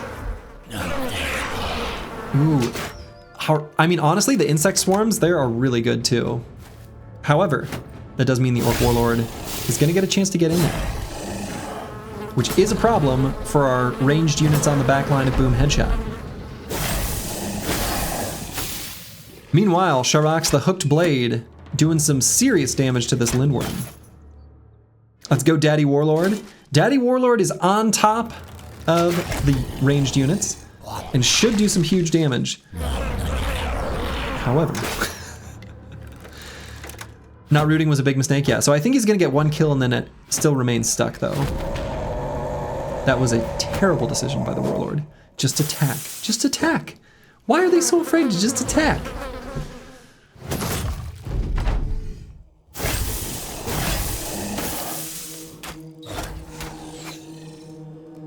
Meanwhile, the Mercs still chonking away at that Lindworm. Ranged attacks, they're pretty effective against Lindworms.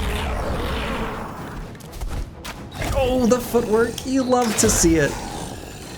You love to see it. Give a warlord a shield and he may never have to attack again. All right, did break free though. Did break free. Shamans basically soloed the whole fight. The shamans were a big deal. The shamans were a very big deal. I mean, the orc warlord's still really high on health.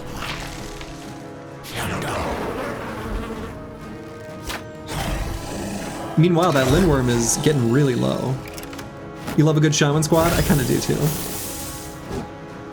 Just tuning in, how far into day 1 are we?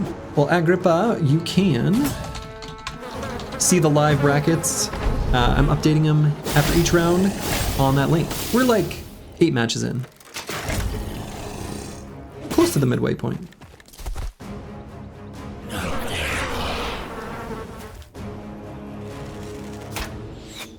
Ooh, that Lindworm is only what, like 1 attack away now, I think?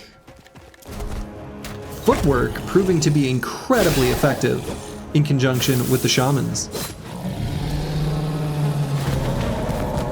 Meanwhile, this poor warlord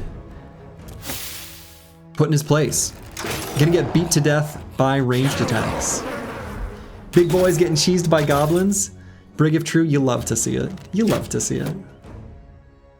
You plan for ranged comps with Wolf Rider, etc., but they didn't flank? Yeah. It's funny the times the AI chooses to flank and the times the AI chooses not to flank.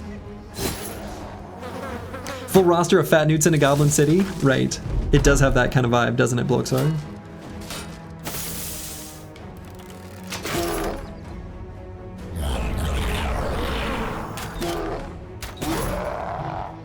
Meanwhile, the armor fully stripped off. Warbow's getting some serious damage in. The disrespectful Bola pull. Yup. Now, even though this warlord, of course, has a gigantic health pool, it's not going to be enough.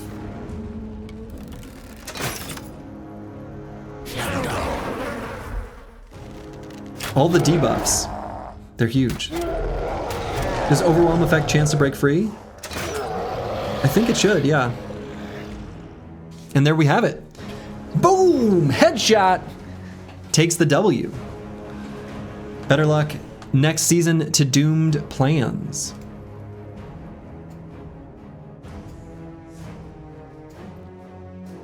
So boomed headshot wins this one.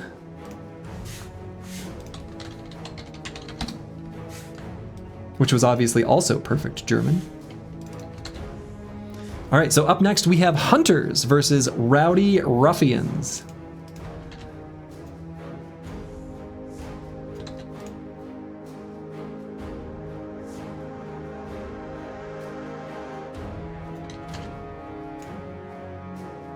Okay.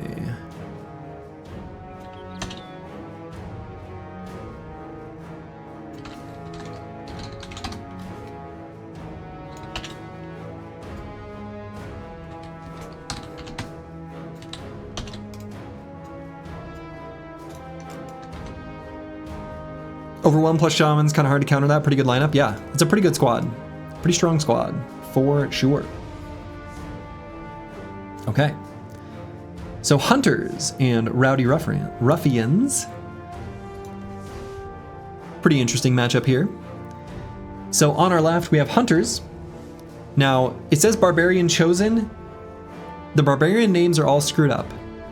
This is a King of the North. This is a Barbarian King champion. So Barbarian King with 2 Necro Savants, and these Necro Savants will come at half health. 1 Goblin Shaman, 2 low Goblin Ambushers, and a Nomad Zombie. On the side of the Rowdy Ruffians, we have a Champion Orc Warlord, a singular Goblin Shaman, 3 Barbarian Chosen, and then 1 little Nacho. 1 little teeny tiny Nacho. Yeah, 1 Goblin Shaman on both teams. Now in this case, the we finally see some Necro Savants. I don't know that this is the best match for the Necro Savants, but the Necro Savants are almost for sure gonna take out the Nacho and the Shaman. It's just a matter of how much damage can the Barbarian Chosen and Orc Warlord do on the side of the Rowdy Ruffians. We'll see. We'll have to see. Yeah, Necros are going to eat that Shaman up if they survive 2 rounds, for sure. I think Zeldest is right.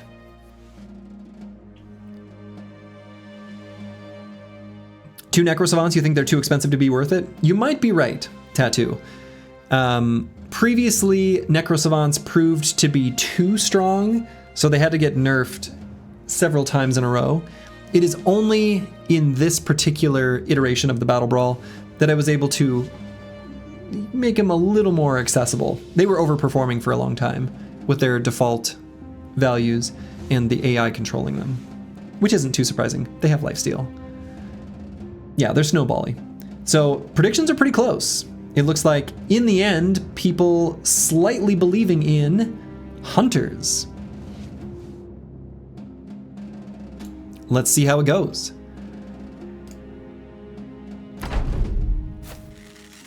Necro Savants are a bit snowbally, so it's difficult to balance. Well, and one of the things about Necro Savants too, not only are they snowbally, but I think Necro Savants are very much a function of the meta, as much as a tournament like this has a meta.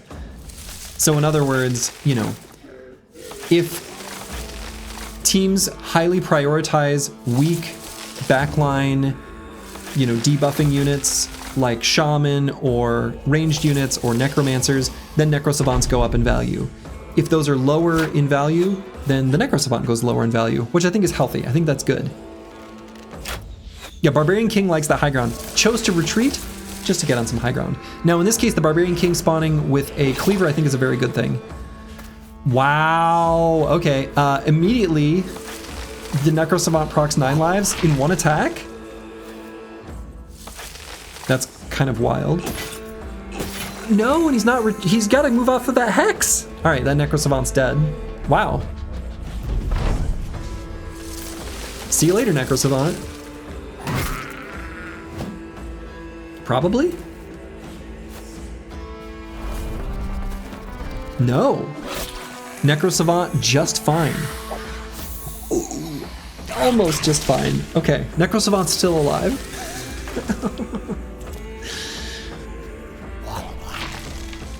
Ooh, that's a big, big root though by the Goblin Shaman. That's huge. Yeah, the Nacho almost killed him. Nachos have like pretty high base damage, but their claws attack just has terrible armor damage and armor penetration. Yeah, so Necro Savant's gonna get on top of the Shaman. As you know, the Rowdy Ruffians are really clumped up though. So if the Shaman on the side of the Hunters keeps them rooted, they're gonna be in a lot of trouble. That one who broke free, yeah, yep, was able to get on top of the Shaman. That's huge. That's huge. That Barbarian Chosen with the Skullhammer, that's huge.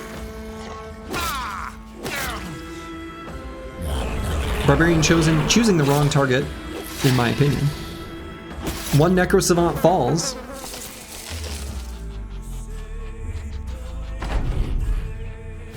Yeah, glad he went for the Shaman and not chase the Archer. I'm surprised. I kind of thought he would go after the Archer. That's what I expected. Necro Savant's being a little bit disappointing. Barbarian King, though, doing work. Shaman missing their stun. That's a pretty big deal.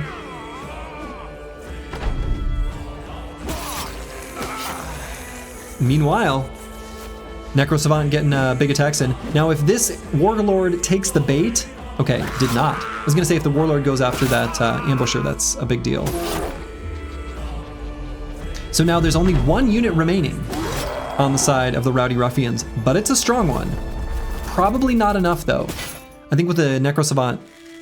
Assuming that the Necro Savant lives through the next round.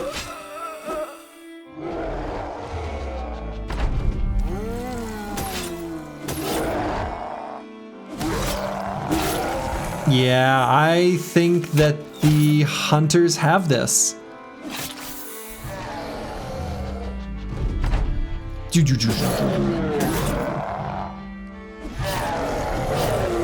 Necrosavant healing up too much hit points. Goblin poison even being applied. Oh yeah. And there it is. The hunters take it. Very nice. Well done, hunters. So actually, that very final attack illustrated the value of Goblin Poison against Warlord and Warriors, because if I recall correctly, they only have 8 AP, so even though they have Resilient, if you knock them down to 7, they can only do 1 attack or action instead of their normal 2 with their 8 AP. Goblin Poison, secretly kind of good against Orcs. Random little factoid. Anyway, well done to hunters.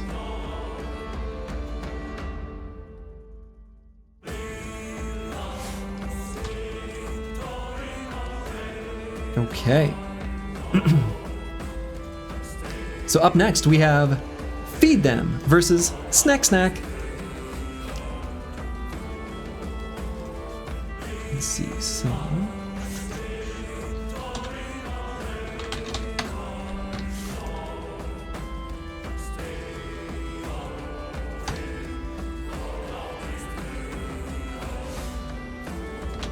So we'll get the teams up here. It looks like my screen is not updating. Let's just refresh it.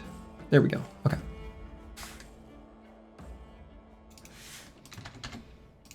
So we got Feed Them versus Snek.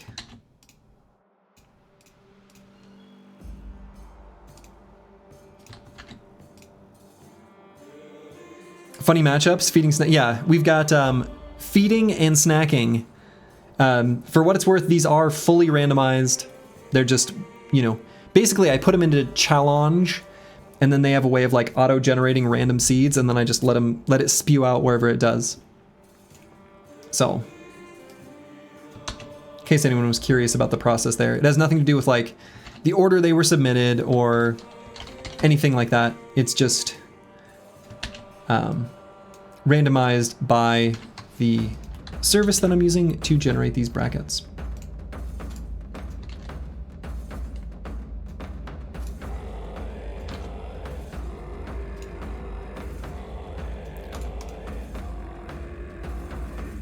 Okay.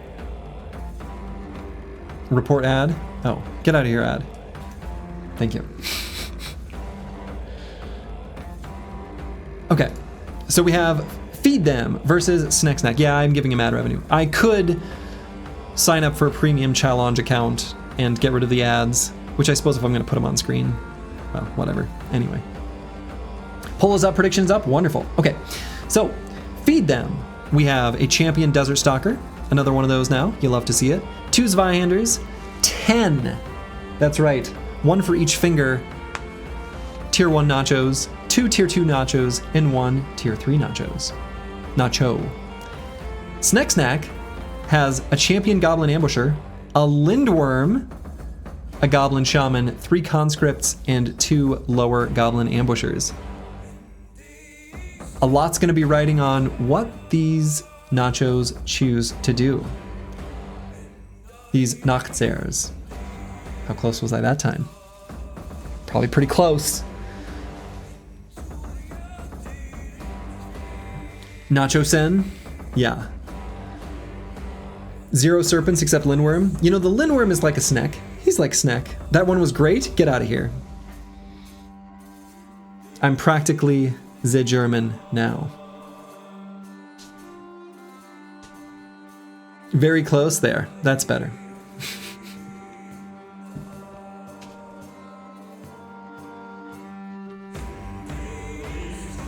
You were hoping you were going against actual snakes? Yeah, for some reason the serpent remains unpopular. I've been steadily lowering the cost of the serpent, but no one bites. I'm too chatty with strangers to be German? Yeah. That is the American way, is to be chatty with strangers. It's what we do. Okay, it's looking like Feed Them is pulling ahead, people believing in Feed Them. Does Rally work on non-human units in this? Like the Standard Bearer? I think so. Last time you used the Serpent, it threw the match super hard. Oh yeah, I think that's true. I think that's right, Dark Paladin. Okay. And so, with the poll and prediction closed, let's see who's gonna rock and roll. I mean, you're Midwestern, that's pretty German. I mean, yeah, like heritage-wise, but culturally, obviously, you know, we're our own thing. Okay, so that is a hideous outfit. Nasser the Stinger has a disgusting, disgusting outfit on. That like gray, brown, ew, ew, ew, ew. I hate to admit it, but I'm rooting for Snek because I hate that outfit. The turban is fancy, but if you've got a fancy turban on, you gotta have the rest of the outfit to pull it off. This is like wearing Crocs in a suit. I hate it. I hate it. This is a fashion police crime. He must be punished. Absolutely, ugh, hideous. Yeah, that man does not follow color theory. He is in the autumn of his life and he's about to be ended.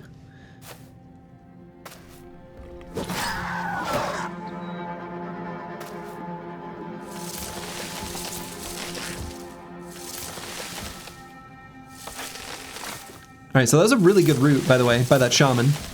So the Nachos, breaking free. Now, honestly, I don't know that Snek has the damage output to fully keep the Nachos down. I think the Nachos are actually gonna get some snacks in here. Questionable move by the Zwei? Yeah, always. Zweihanders they're idiots. They're like, they've got big, you know, Orc Berserker energy. They just want to flank so bad. They want to flank so badly. Instead of just attacking what they see. First feeding taking place.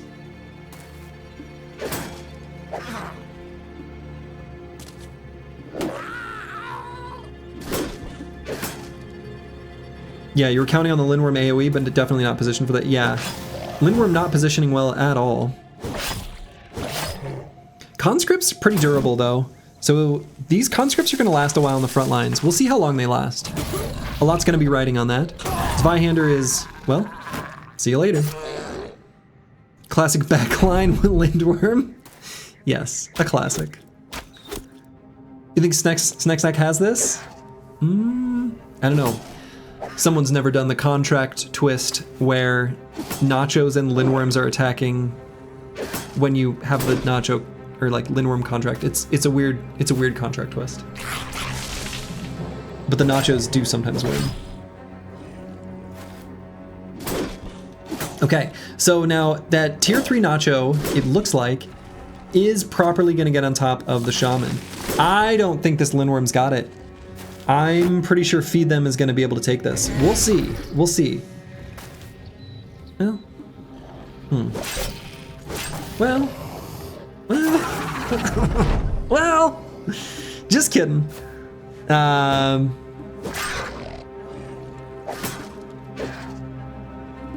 the Fearsome Cascade wins. I'm very good at jinxing, like incredibly good at jinxing, which is why I had to pre-record all this. So I could seem like I have, I don't know, the worst prediction powers on the planet. I'm unable to see the outcome so perfectly, I'm always wrong. So most of the Nachos are fleeing. Oof, yeah. Never seen anyone curse a team in real time. The caster curse is real. The caster curse is real. Lord knows what would happen if I started casting matches of Dota or StarCraft or something. It was never the run? Oh, it was the run. It was the run that showed us the way to the true beginning of the win streak. More information on that to come tomorrow.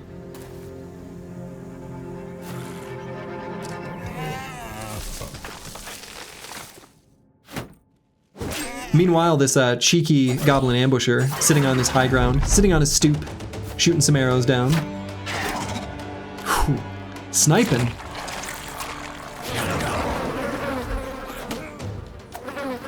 Is it just you, or did the Desert Stalker never attack? Desert Stalker was very reluctant to attack, yeah. For some reason. Not until they had to pull out a melee weapon and be basically worthless did they start attacking anything. Your run is still going at day 150. There's a lot of things you do different in the next attempt. Oh man. Yeah, for sure. I feel like... Anyway, I'll talk more about future plans for the no loss, no towns challenge run on Monday. There were some things that I was misled / misunderstood. But anyway, I'll talk about it later. You pick different human allies if you had a do-over?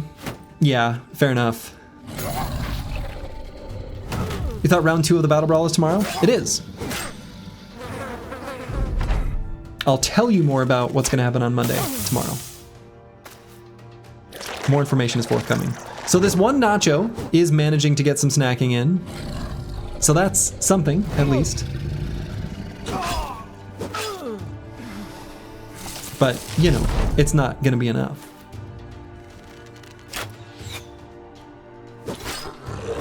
Looks like the Snek has done a complete Snak attack.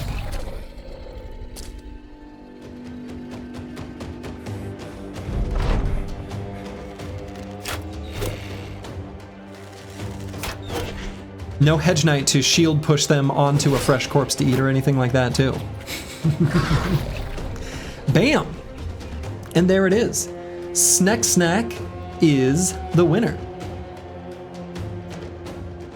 Better luck next time, feed them. So far, that type of strategy hasn't proven to be effective, which is surprising. But what you gonna do? Okay, thing still isn't updating. There we go. Oh, I can feel it. It's gonna try to load ads. Okay. All right, so now up next we've got Gobbos and Doggos versus Legend of Zeldest.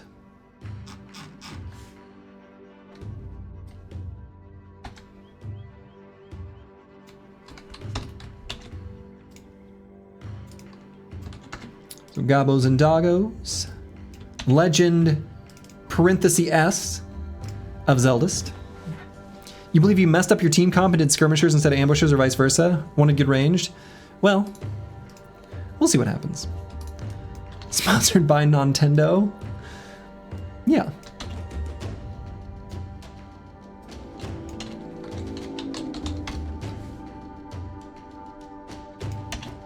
Nintendo, makers of Chin Pokemon.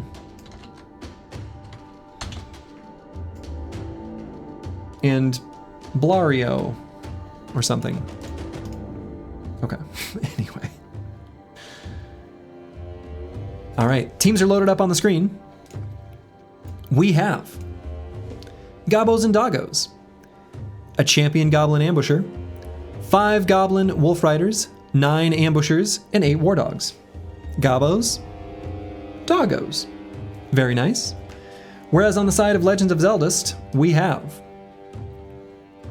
a champion goblin skirmisher, a lindworm, an engineer, a mortar, 2 geists, 1 shaman, 2 goblin skirmishers, and a zombie. Interesting. We'll see if the mortar ends up working out. So far, engineer and mortar has proven to be weirdly ineffective. Part of it is that in regular enemy unit comps, they have the concept of like ranks, like where they can line up. And in the southern armies, they're set up so that the engineer and the mortar are like next to each other at the start of combat.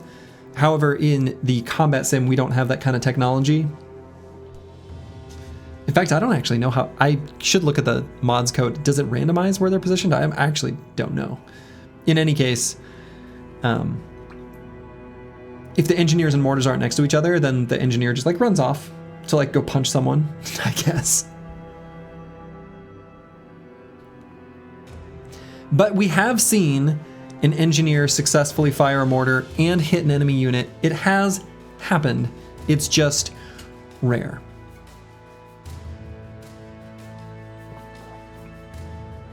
A lot of Lindworms in this brawl. They're fairly rare in the past, right? Yeah, they're pretty rare. I think I bumped their cost down just a smidge. So it looks like the prediction is pretty close to even. We've got a fairly even split of believers in both teams. Well, let's get this party started and see what happens. Oops, there. Also a very funny like graphical thing where the goblins, like the wolf is facing to the left, but the goblin is facing to the right. It's so funny.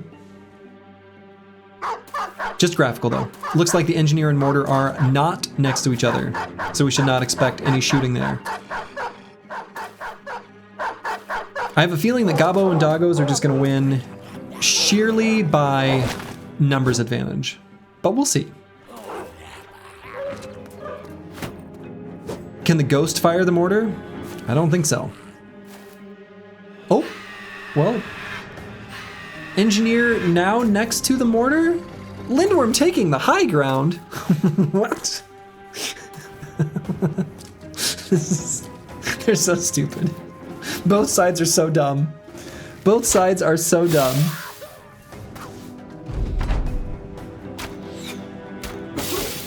Incredible. I don't know if a unit being in melee prevents the engineer from firing the mortar or not. Probably does, but I don't know that. Lindworm arm in the mortar? Must be.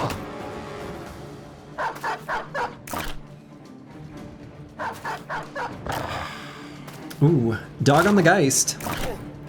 Good move by the dog.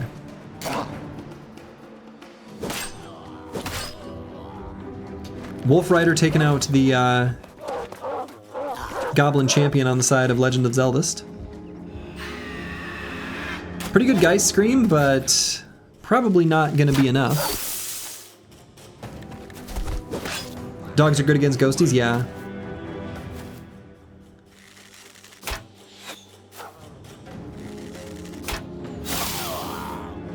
Oof. Big hit on that shaman. Nice attack by the engineer. Okay. Engineer remaining alive for the moment. We gonna get some mortar fire.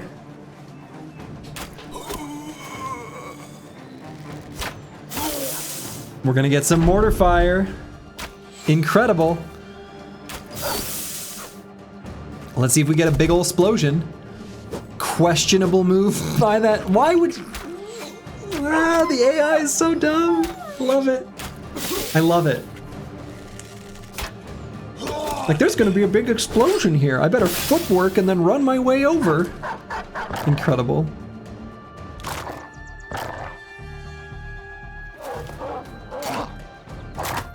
And I don't know that much about the mortar mechanics. Like, it comes up so rarely. Is it like a specific initiative value where it drops down? I don't even know. Yeah, the Snek just chilling on the high ground. Just chilling. Here it comes. Kaboom! Big attacks by the Lindworm.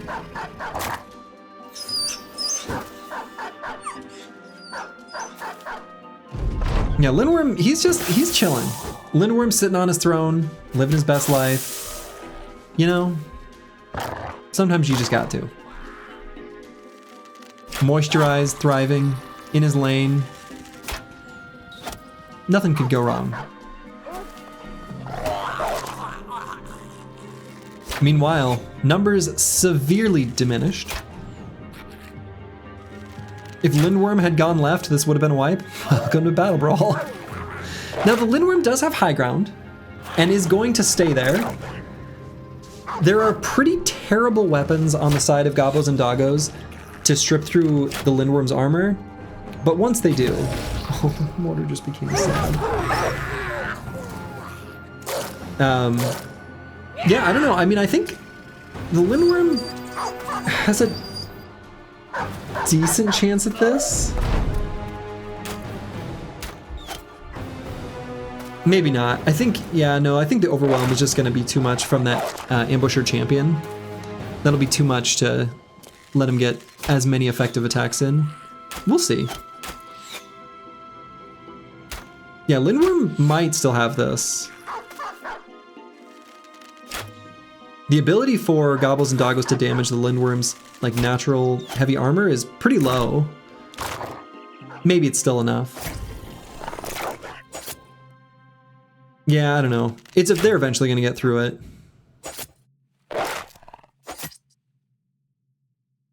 Yeah, Morale Cascade is really close. So far, Overwhelm proving not to neuter him. Needed an Overseer on the Gobbo team, that would help a ton. Yeah. Yeah, but I think there's just gonna be too much damage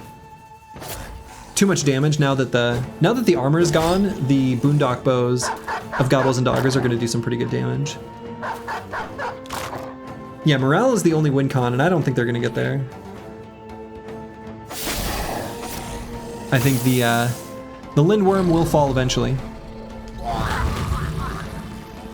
Meanwhile, I mean, getting a lot of damage in for sure. Yeah, there's just too many ranged units.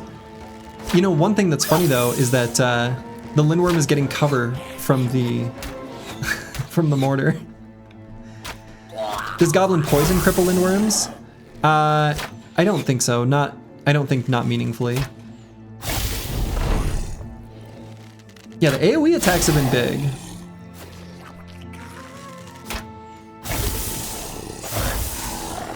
You wanted ambushers and not skirmishers, your own mistake? I see.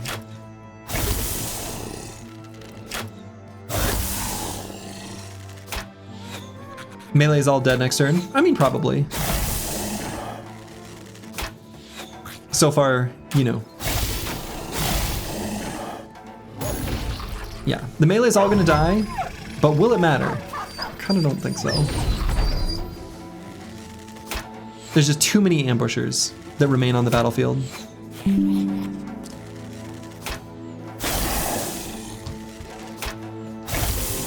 Respond to a text quick.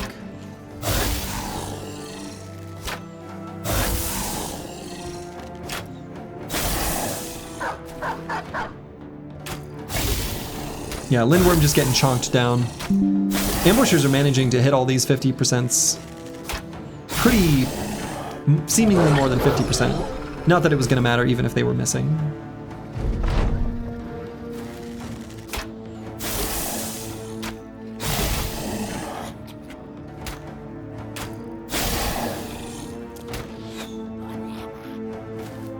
And can they finish the job? And there it is. Congratulations, Gobbos and Doggos. Better luck next time to Legend of Zeldest.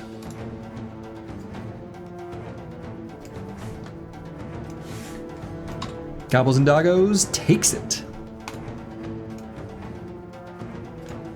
I'm gonna refresh this page again. Okay.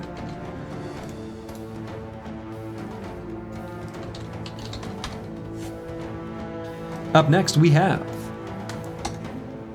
OTK versus Forged Steel. Two very like hardcore metal, quite literally, names.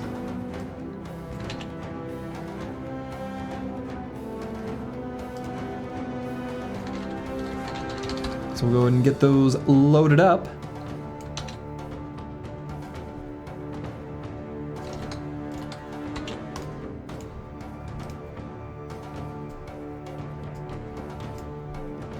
Christoph, thank you for the Prime sub. I appreciate that. Very much appreciate that. Mortar plus Lindworm kills the Morty Python. That's stupid. I love it. Okay. Teams are loaded up. Let's take a look at what we got. OTK has one King of the North, a, you know, it says Barbarian Chosen. I should really fix that. It's a, you know, King of the North. Barbarian King. 4 Barbarian Chosen, 1 Reaver, Barbarian Reaver, and 2 Nomad Archers. Small but mighty. On the other side, Forged Steel, even smaller, even mightier. We got a Champion Hedge Knight, 3 Oathbringers, you love to see it, and a Mercenary. This is our first time seeing the Oathbringers put into action. So these are 2 small but mighty team comps up against each other. Basically an arena championship match. I mean, basically. Yeah. So people believing kind of equally in both teams. We saw an Oathbringer in the team brawl. Yes. I mean, it's our first time seeing an Oathbringer today in this particular brawl. You remember because you had to carry his ass? I do remember that, Darkso. I do remember that. Can you also pick Oath Takers? No, you can only pick the enemy units you can find on the battlefield, which is limited to the Oath Bringers. Totally different from Oath Takers, obviously. Totally different. Reddit team composition, all battle-forged? Yeah, with the exception of the dedicated archers. And the Merc. Oh wait, no, Merc has battle-forged. Never mind. So we've only got 8 seconds left. Looks like more people believing in OTK. We've got 65% for OTK. Let's get this rocking and rolling. Yeah, Oathbringers bring the oaths, Oathtakers take the oaths. Totally, totally different. Okay, let's see what we got. Ooh, the Hound. Very powerful looking Hedge Knight there.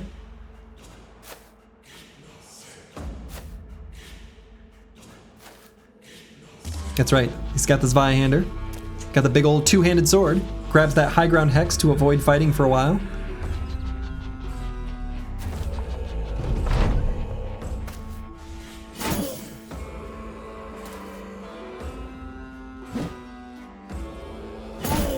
Is that a famed? Yeah. That's a famed 2-handed sword.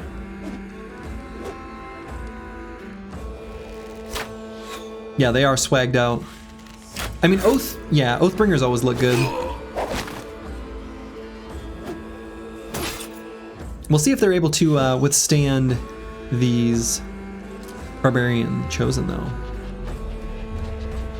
King of the North getting a Barbarian Mace. Probably kind of a low roll.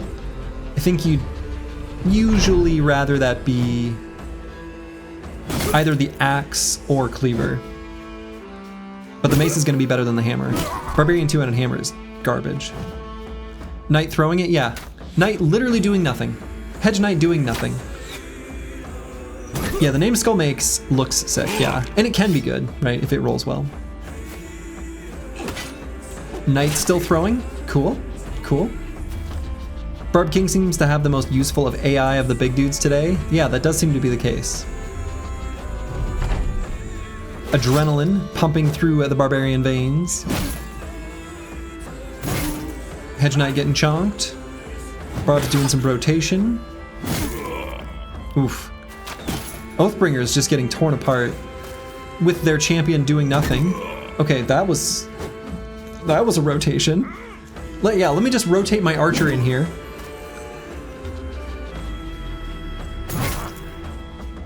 Wow, and the Hedge Knight gets an attack, and it's good. It's almost like attacking the enemy as a solid strategy.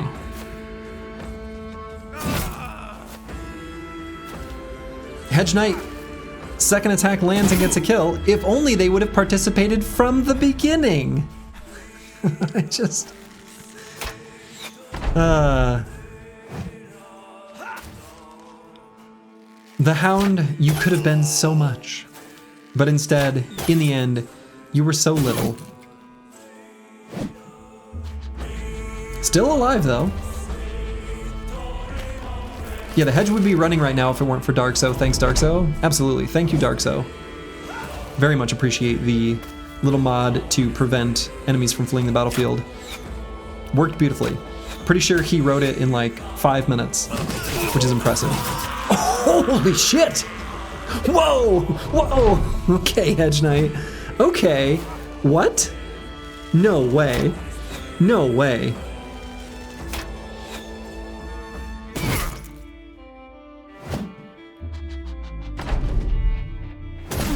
Okay, big stun, big stun, big stun. He might die in the end. Okay, adrenaline. He's still alive though. Yeah, I think it is a good roll on the sword, Metarekker. I was thinking that same thing. Oh shit. Oh shit. Oh shit. No! You gotta be shitting me! The Hound. Oh my god. Why would you grab the high ground? Just attack him! Holy shit! What a comeback! Unbelievable! The Hound took out the entire barbarian army, all on his own. Going for a big flank, ignoring his allies, and then slams through them. Champion Hedge Knight with a beefy sword. Incredible. Yeah, he's like, watch me 1v9. Oh my god. Had 9 enemies on the battlefield. This is like Dota. I can't believe it. Forged Steel takes it. Incredible. Incredible. Incredible. Wow. Wow. Shit. Wow. You thought you won this, then that turn happened? No kidding. Wow. Wow. Get out of here, ad. Oh no, I can't get rid of it. It's... No. The X is off the screen. Disaster. Anyway, okay. Up next is Donkey Lovers versus Petting Zoo.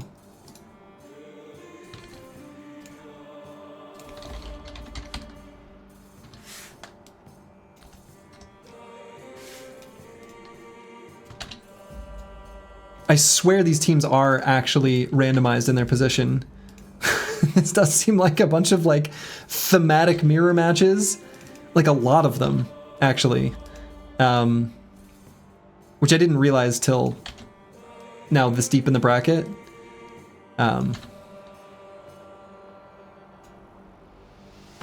Anyway.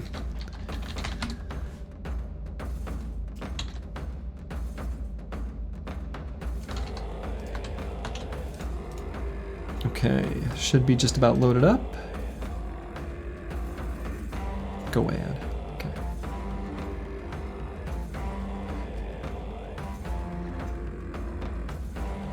All right.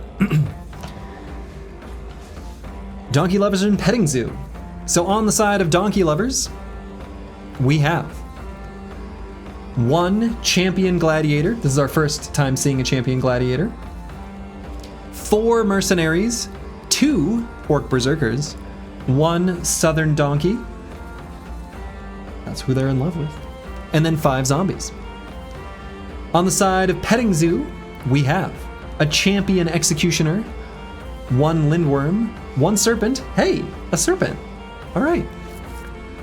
A spider, a frenzied hyena, a direwolf, and an armored war dog. A petting zoo. I think petting the lindworm is probably a mistake, but we'll see. You've lost it all on lindworms so far, but here you go again. Nice. Last brawl you had a champ gladiator, but they had no helm, so they often just got wrecked. Yeah, I think I lowered the cost of the champion gladiator because they had kind of underperformed. Glad it's the southern donkey as opposed to the northern donkey. Right.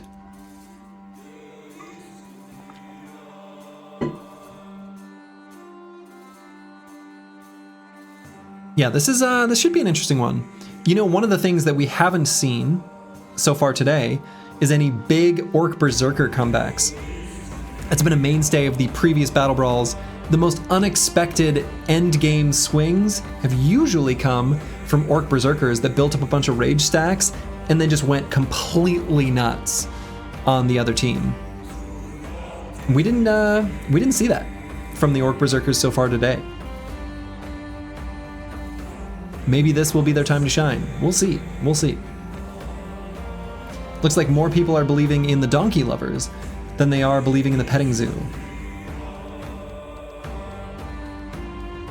Okay, and that's it. 70% for the donkey lovers. Let's see how this plays out.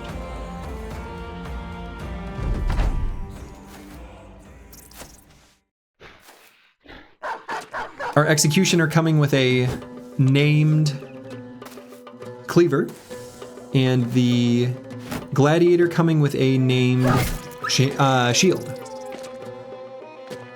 Orc Berserker getting a kill on the armored war dog to start things off.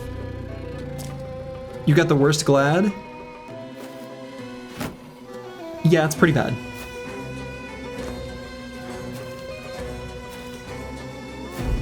A pretty good matchup for the one-handed sword as far as weapons are concerned, but yeah, having no helmet just sucks.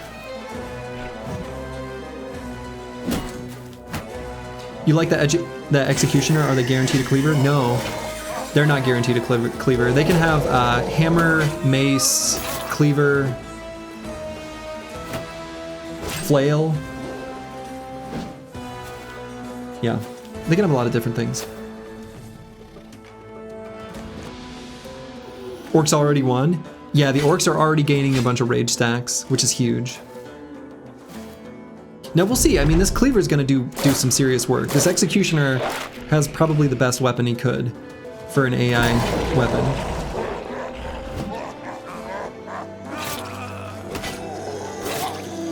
Yeah, I mean, executioner is really strong here. Yeah, rare Lindworm and executioner being positioned well. Right. Yeah, I don't know. This could go either way. It really could.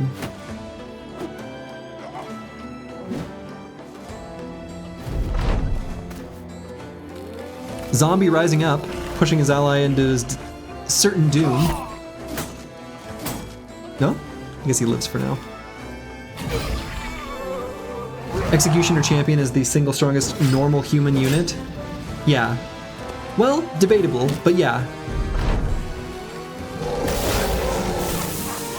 I mean, I would say that the Swordmaster is a normal human and pretty strong, so I think Champion Swordmaster takes the W there. Meanwhile, the Head Crusher claiming heads. I don't think these Orc Berserkers are going to do enough damage. I don't think they're going to do enough damage. I think Petting Zoo is going to take this.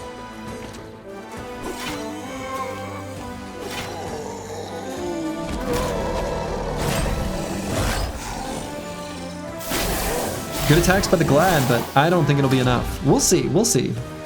I said it, so probably the opposite will happen.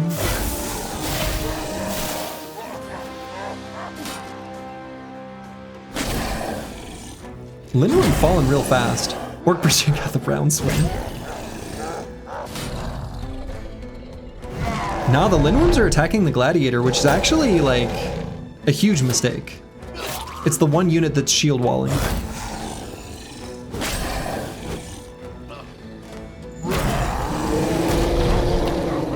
Ooh, okay, alright, okay.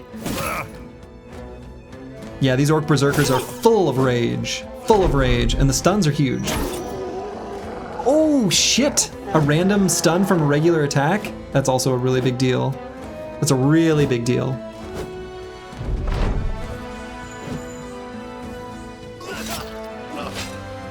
Okay, procced 9 on the Glad. Oof.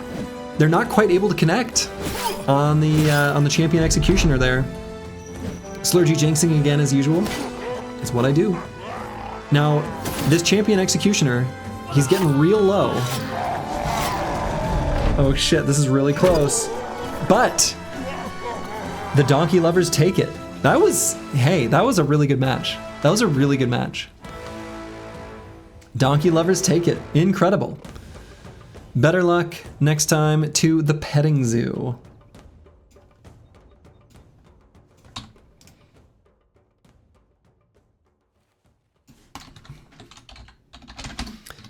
Up next we have Overwhelming Odds versus Sticks and Stones.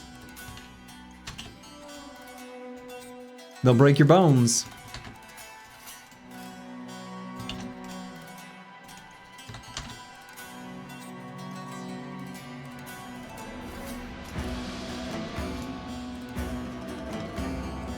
Absolute Cinematches, yeah, these have been good. Yeah, this is just such a fun... I love these. They're so much fun. They just really are. And I'm glad other people enjoy them too.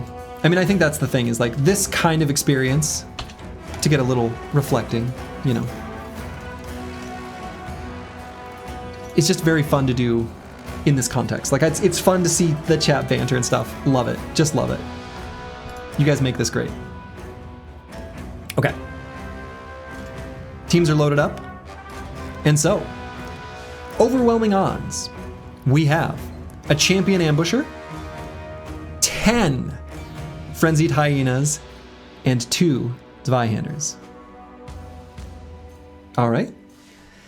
And then on the side of Sticks and Stones, we have a Master Archer, our first champion Master Archer, 2 Shrats, 2 Tier 1 Ifrits, and 2 ranged mercs.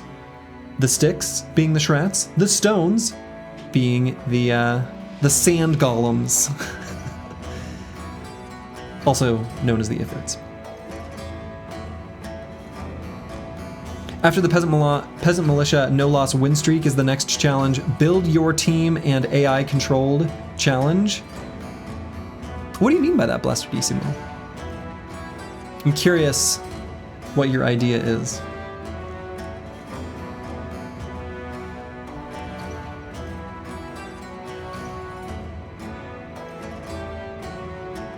Okay, so what's going to happen in this match? The Frenzied Hyenas, the important thing for them is that they are able to overwhelm a target with Overwhelm. It's looking pretty likely that they're going to have good targets to do that against Sticks and Stones. However, their attacks that do land, at least against the Shrats, are going to do such small amounts of damage that the Shrats might be able to take it anyway. It's kind of interesting here. Having mods do prediction polls have been real nice. Whoever had that idea is a genius. It has been nice. And whoever thought of that idea is indeed a genius. And it was a very good idea. And I appreciate not only the person who provided the idea, but the mods who are helping run this. Of course, the idea coming from Insane Killer 013 and Not Delusional and Squigs being the 2 members of the community who offered to help run those, which has really helped me transition from round to round. Huge thank you to both of you, all of you. Super appreciated. It really is. Thank you. Okay, predictions are in. Let's rock and roll.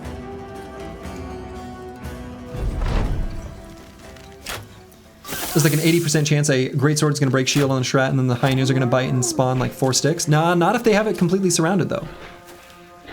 So Frenzied Hyenas are going to just get right on top of them.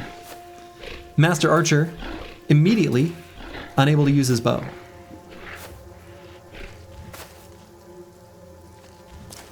Best viewers, twitch.tv/Slurgy. That's right, Bloxor. That's right. Best viewers here.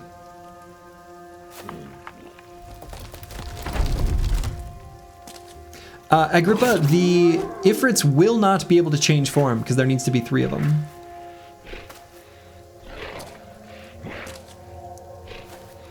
So 3 Ifrits have to form together to make the next tier. And since there's only 2, they never will. So they will forever remain 2 stones.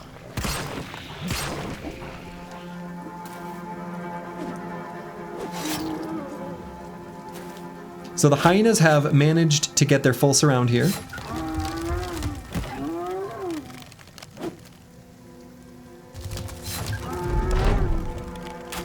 However, they have already taken a bunch of damage. The Master Archer, of course, being faster than the frenzied hyenas. That is a fast boy. Yeah, Master Archer going into battle without a helmet, but he looks good. He looks good. I especially like his facial hair. It's kind of got a Robin Hood sort of vibe going. I'm for it. I like it. Meanwhile, the hyenas are all over these ranged units on the sides of Sticks and Stones. You've been away on holiday and just caught up with the last VOD? Yeah. Yeah. But that's okay. Scattaboosh. We will return with a newfound fervor. More information coming soon. Slurgy a sucker for anyone with hair. I like it. I think it looks nice.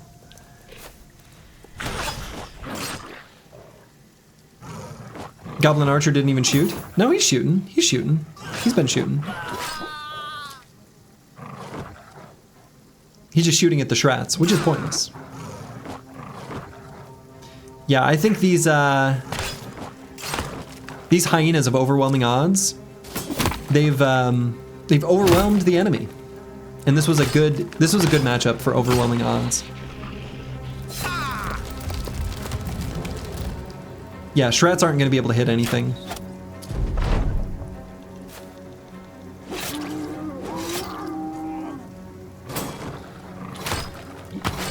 So the hyenas are slowly going to, you know, chunk through the Shrats. That's right, overwhelmed. They're going to overwhelm them with overwhelm.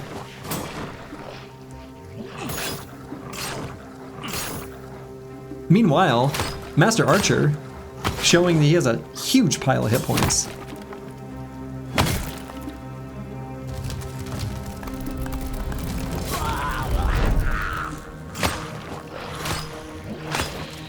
Archers spawning in front lost them the fight. Yeah, yep, that's very true. Though I think the archers, you know, being in the back wouldn't have made a difference for too much longer, considering the hyenas would have, you know, try to go for their flank maneuvers, I think.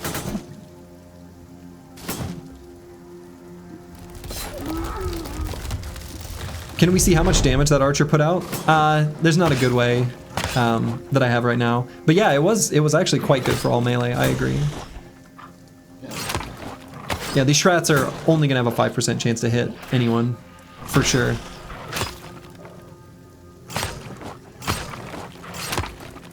And the hyenas do like okay damage to the Shrat, even without their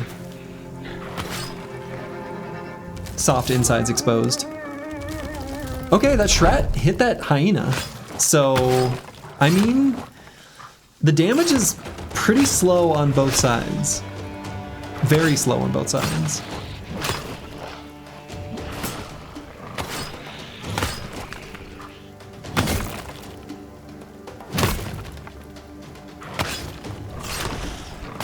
Watching paint dry. A little bit. This is but to be fair, our last like 2 or 3 matches have had super high intensity, exciting endings. They can't all be like that, right? We gotta have a couple that are tuned, that are chill, and that's what we got here. Just wait until the Necromancer versus Necromancer matchup. Indeed. I think it's looking likely that we will have a few of those. This whole day has been great matches. Yes, it really has. It really has. Yeah, the one time you really want to use Split Shield, they just refuse. Actually, I wouldn't be surprised if Zweihanders don't have the AI script to be able to use Split Shield. They might not. Like, they might literally not be able to use that skill. He did use it once this combat? Okay, well, alright, never mind. They just did it? Oh, okay, I missed it. And there we go. The winner goes to overwhelming odds. Better luck next time to the sticks and the stones.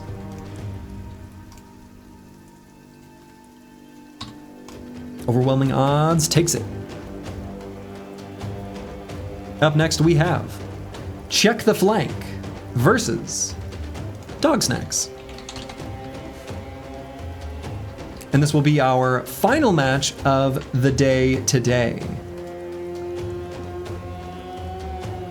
I'm gonna complete our, I've been splitting it up into 2 days. I think it's made it just a little bit more manageable time-wise, though this went reasonably quickly.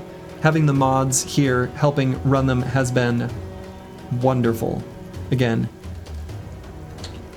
much appreciated.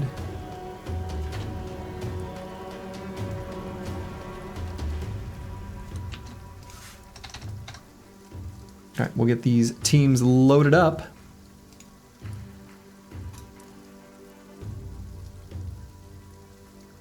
What do we do the other half of the stream? No, I've got a somewhat busy day today, actually. I've got stuff I got to do after the BattleBrawl.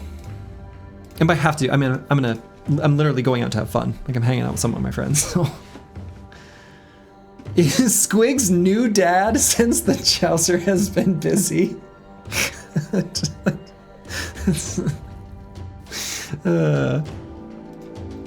Splurgy's got grass to touch. It's too hot out there. It's like really hot. I don't want to touch any of that grass. I'm gonna play board games instead. Okay. So, Check the Flank versus Dog Snacks. The teams are up. Here on the left, Check the Flank, we have a champion Desert Stalker. This has been a popular choice. I lowered their cost just by 5, but people are believers in the Desert Stalker for good reason. They're a strong unit, it turns out. And then 6 Frenzied Direwolves, 1 full health Necro Savant, and an Oathbringer. On the side of Dog Snacks, we've got a champion Orc Warlord, a Bounty Hunter, 5 Frenzied Hyenas, 2 Tier 1 Nachos, and an Orc Berserker. Board Games Rock? Board Games Rock. Yeah, I think I'm going to be playing some Aeon's End later, which is a fun one. It's like a cooperative deck builder. Like you as an individual have a deck and you fight enemies. It's fun. It's a good game. Hyena greater than Direwolf? Well, we'll have to see. You should make a really dog shit team and bet against yourself. Infinite money glitch. The big brain play. Vampire, yeah, so Vampire is a Necro Savant. The mod uses the game's internal naming for units, which are not always in line with their name in-game. So the Vampire is a Necro Savant.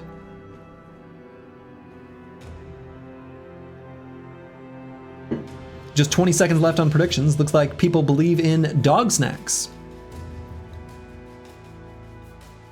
We'll see if your dogs will snack or be snacks. We'll see. Looks like people believe in them. People are believing in the Dog Snacks. Big push at the end. Ooh, okay. 61% believing in Dog Snacks. Very close, very close. And so, let's get this fight underway. Or this brawl, I should say. Ooh. Oathbringer with a big ol' chonky mace. Warbow and looks like named shield. Oh, a whip. The bounty hunter has a whip. Also, these frenzied direwolves with like mouths facing both directions. That's horrifying.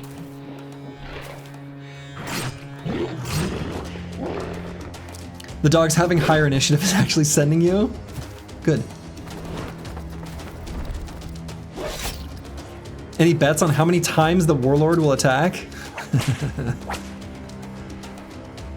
The whip, a surprisingly good weapon here.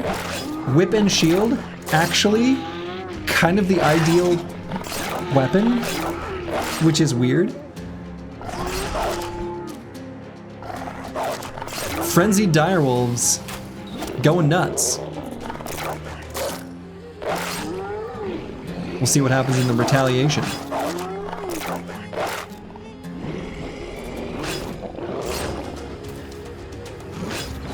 Pretty even fight so far. I fear that this champion orc warlord, though, I don't think Check the Flank has the tools to deal with that. There's just not going to be enough damage. But we'll see. Stalker shoots his dog. Yeah. Can't trust anyone that shoots their dog. Just saying.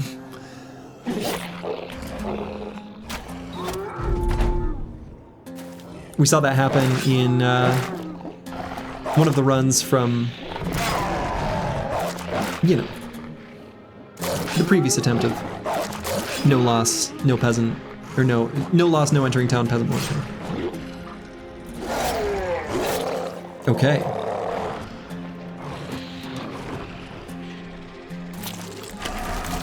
Nacho getting a snack. Rare instance of Snak and Nacho.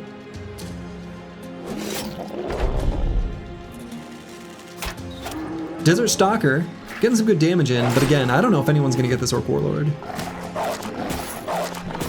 But we'll see, I don't know. I suppose if the Orc Warlord gets enough Overwhelm stacks on him that he can't hit anything, maybe they'll slowly take him down?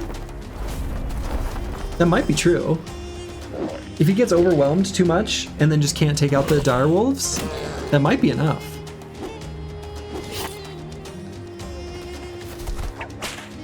Footwork? Fancy.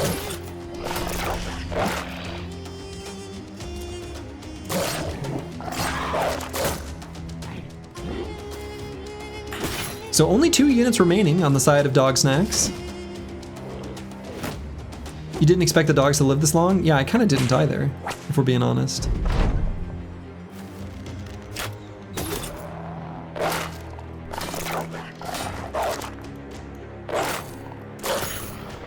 Overwhelm doing its thing.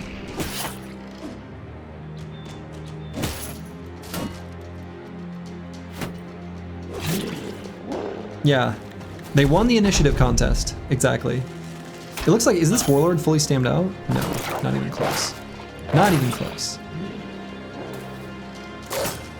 Unfortunately that your hyenas had less initiative than the direwolves, yeah.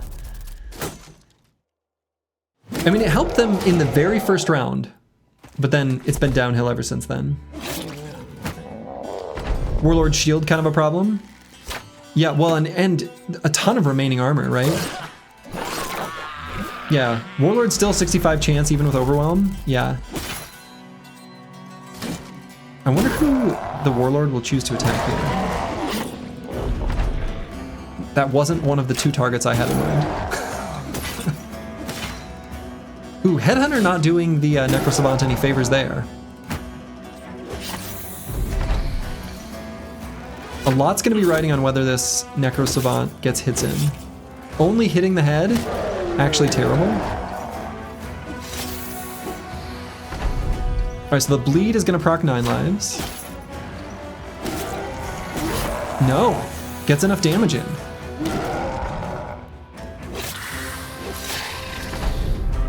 Okay. Archer's really hanging. Yeah, Archer's doing a ton of damage. And there it is, boom. The victor is Check the Flanks. Well played. Better luck next time to Dog Snacks. So let's take a quick look at our standings and situation at the end of day 1 of our Battle Brawl number 6. So we had victors in Cuck Chair, Big Swordlance, Old Boy, Neckbeards, Grandfather's Children, Unlikely Friends, Mūmakil Unit, Tricked You, Boom Headshot, Hunters, Snek, Gobbos and Doggos, Forged Steel, Donkey Lovers, Overwhelming Odds, and Check the Flank. So yeah, we've got a Necromancer heavy side on the top of the brackets. And then on the bottom, we've got a lot of like Desert Stalkers and stuff. Very interesting sort of like split that sort of happened. You'll love to see it. Yeah, so this will be the end of day 1 of BattleBrawl number 6. We will resume this at the same time tomorrow, and in that stream, we'll be doing round 2 all the way to the finals. The finals, like the grand finals, will be a best of 3. Just, you know. Kill the ad? Yeah, killed him. Killed it with fire. Again, free ad time, I mean, you know, whatever.